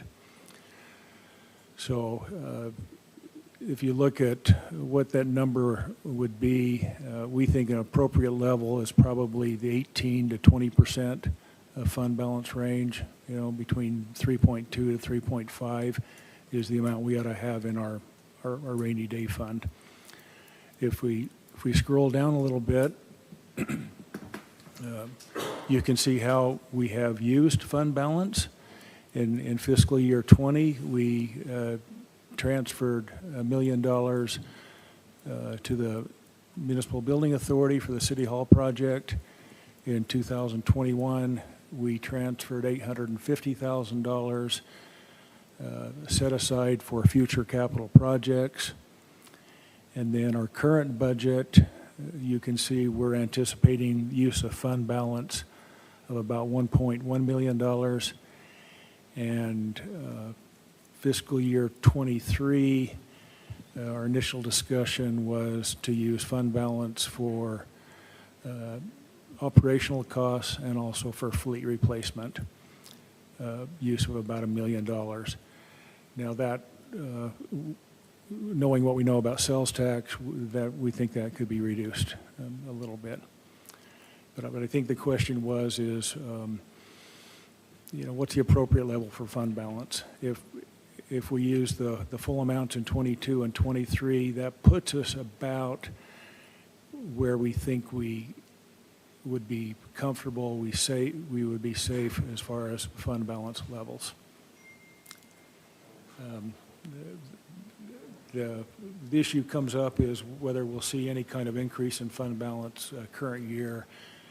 With the anticipated uses, we don't think so. And are you not done? If you're not done, I want you to keep going. Is there a comment? You can ask a question in between. Nope, just keep going. Okay. We want to look at the fee schedule, the proposed changes to the fee schedule. There aren't many changes, but there are some changes in Parks and Recreation, primarily related to the cemetery and to some of the Parks and Recreation fees. Good. Next screen. Check. Not working? No. You can't hear that. Looking, it's not, no, it's not. Oh, it's not a microphone? I don't think so. Check. No. Go ahead. He has such a soft voice. Yes. Go ahead, start over. It's really Dark. Let's scroll down a little bit. Make Josh go do his presentation again too. There are also some proposed fee changes in community development as recommended from Melinda. You can see the general plan amendment fee, public meeting notice cancellation fee, and text amendment changes. Let me know if I'm rushing this too much. Dean, is it okay if I ask a question about the rate changes? Sorry, up one more. What does it mean for the overtime after 3 p.m., $200 an hour? That's the amount that someone pays the city? Yes, that's correct. Or the cemetery. Overtime.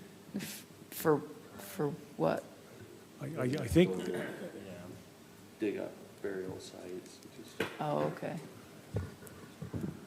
I believe that's just the amount they could charge for overtime to try to prevent people from coming in late with burials or planning them late, so that our people have to stay late. And, oh, okay. Thanks. So yeah, it's that. The change is just that 1 hour earlier. Yeah. The rate stays the same. I guess this is even more. Okay, let's go down. Let's go to water rates. One of the changes we talked about as part of the tentative budget is the need to also increase water rates. Okay. We have a proposal here for you to increase the base rate in water rates $2 per month per connection, and then also an increase in the usage rate with an incremental increase per tier. So for example, you have 0 to 3,000 at 50 cents per 1,000 gallons. Then it goes up to 74 cents between 3,000 and 6,000. So incrementally, the percentage is higher in order to encourage conservation of water. You'll also notice there's an asterisk here that, let's scroll down a little bit more, that if there are areas where secondary water is not available, then the block rate for that, or the rate for that tier has a 20% increase. So again, as we worked with the water department, we feel like this is a method to encourage water conservation. Okay. Okay, any questions on that one? Councilmember Blackham? Okay. I mean, the only thing I have to say is, you've even reinforced to me that we can use fund balance for this year and not do a tax increase. I see that we are going to increase our water rates. I understand that. There's a need for it, especially with cost of water. Weber Basin's increased their cost of water. So it'd be my recommendation as this council member to do the budget with a one-time fund balance and not do truth and taxation. That would be my recommendation from this council member. Okay. Councilmember Jackson? We have just a few other items. Oh, maybe go before we ahead. get Oh, into- okay. Sorry, Dean. I thought we were ready for Okay. questions. Let's go to police department. I thought he said he was done. I was trying to beat the 10 o'clock thing. We know we're trying to make the 10 o'clock deadline. Yeah. No, this is important. I don't care if we stay As till we've midnight. consulted with Chief Oberg, we think there needs to be an adjustment in the police department budget for crossing guards. The current budget's $138,000 per year. Current year-to-date, we're about $169,000. So we think there needs to be an adjustment of about $30,000 to the police department budget for crossing guards. And then let's go to capital projects. 30,000 for that? Yeah, why is that? Are we paying them more? Yeah. Can't find people and just, What is the current, is it hourly or how is it the pay set up? they get paid hourly. Do you know what that is currently? And what this would increase? I think it's between $12 to $14, depending on. And this 30,000 would increase that to, No, that's just to fit what we're currently doing. okay. Our year-to-date, Yeah.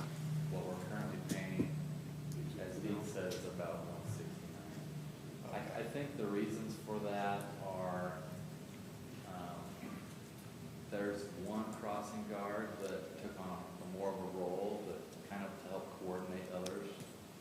I think she works a little more hours and gets paid a little more, and that is part of the reason for the increase. I also think they ended up hiring a few more crossing guards in past years.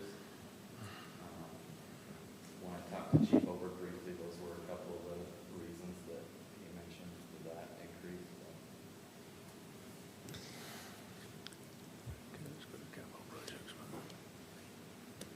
Liquor funds, what's that about, Dean? Liquor funds. I don't see that. $38,000, $18,000 in liquor funds? What are we buying? I've never seen any of that.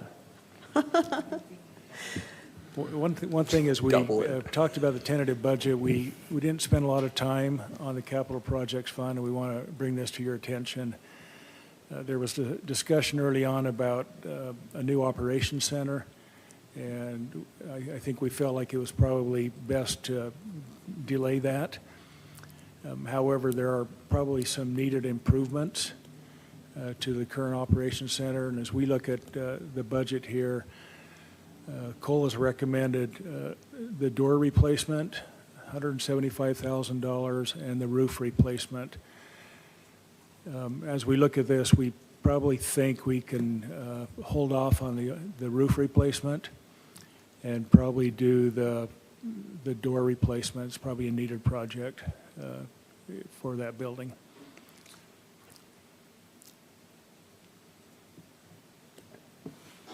So I think. Did we already have that City Hall audio improvements, and do you think he sabotaged your microphone so that, sorry, we're trying to make the 10 I think o'clock. I think Ryan's responsible for that. Okay. But that's in the budget already, this 40 grand? Yeah. I just didn't know why you highlighted it. Okay. And then one last item is ARPA, American Rescue Plan monies. We, in a tentative budget, did not have line items for that budget. So you can see in yellow, these are the amounts that we would propose to be included as part of the FY23 budget. And they're in line with what we've already discussed as far as projects for that funding. So this is just merely a formality to make sure that it's included in the budget. It's money that's already been given to us. It's grant money. Grant money. So people know that. Thank Okay. you. Yeah. That's it? All right, you're done? Okay, all right, thank you. Councilmember Jackson, did you have a question? No, I need to kind of go through my notes. Oh, are you? Okay, okay. All right, thank you for that presentation. Anyone have any questions? I have a question on what What are is we it doing? required of us, at this state? Shane, do you want to speak to that, Shane, or? I guess maybe the question is when do we need to know if we're adopting this budget next council meeting or if we're adopting it in August? Do we need to know that tonight? 2 weeks from now, we'll bring you all the budget-related items, including hearings. And on that date, you'll make a decision whether to adopt the budget using fund balance, as has been discussed, or to go through the truth and taxation process and adopt it in August. Or a combination, right? Or a Okay, we need to make that decision in 2 weeks? Yeah. Okay, the next council meeting. Okay. All right. Fun. Councilmember Jackson. Okay, one quick question, just going back on raising the water rates. You mentioned the encouragement of people to use less water. How much does that factor into the raising of all those rates? Because I'm pro people using less water, but using just a sudden increase in their bill that they notice. Yeah, I'm not connecting those two dots. I think there is a significant correlation there of the percent increases that Dean shows on the sheet there are lower tiers are more like 4% increase, 5% increase. It's as you get into the upper tiers. In Kaysville, the typical usage rate is about 200 gallons per day just for culinary. Irrigation is closer to 600 or 700 gallons per day. And as you have people using additional water in locations where, let's say irrigation shuts down and people turn to their culinary, which we sure hope they don't from a safety standpoint. You get above that 6,000 gallons per month mark, and you're into the 20%, as Dean mentioned, and increasing faster for those higher uses. So for the lower uses, it's quite a bit closer to what it was before. The other component of this is, like I mentioned, we have 2 subdivisions east of 89 that are currently underway. Those are locations where there isn't pressure irrigation available there, and so they are using culinary water for their irrigation. And that increases the usage, so that increases the impact on the system, but it also increases the demand on staff time and resources.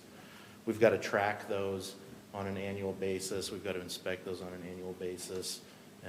We've got to document and keep records on those locations. So staff going out, staff receiving reports from residents. So there's the two components that we're trying to capture is, hey, we want to encourage people to conserve so that there's less of an percent increase, but also capture some of the impact from users that are now going to culinary for irrigation that we traditionally haven't had. Oh, that's helpful, thanks. Yeah. Thank you. Any other comments or questions? We comfortable with 2 weeks making a decision? One question for Nick. Can you do a public hearing on a budget and adopt it on the same night? I believe you can, yeah. Mr. Story and I have looked at that in the past, and I believe I at thought one the point- legislature changed it, but maybe I'm probably wrong. I think they amended that so you could do it on the same night. Okay. I can double check that before the next meeting, but I think that's allowed. Okay, thanks, everyone. Okay, if we're, we've got 4 minutes, is that what we're looking at? Okay, all right, okay, so if we're comfortable with that, then in 2 weeks we'll make a decision. Then that is all we have. Councilmember reports. Councilmember Oaks. We had our first ramp meeting last week. Oh, good. So just to let the council know, we've started that and had everybody there in introductions and started the process. Excellent, thank you. All right, anyone else? City manager report? Nothing tonight. Okay, all right. Motion to adjourn? I so move. Thank you. Oh, you guys did it. I didn't think you were going to do it. Cardio what? So I'm not clear which way you guys are supposed to go.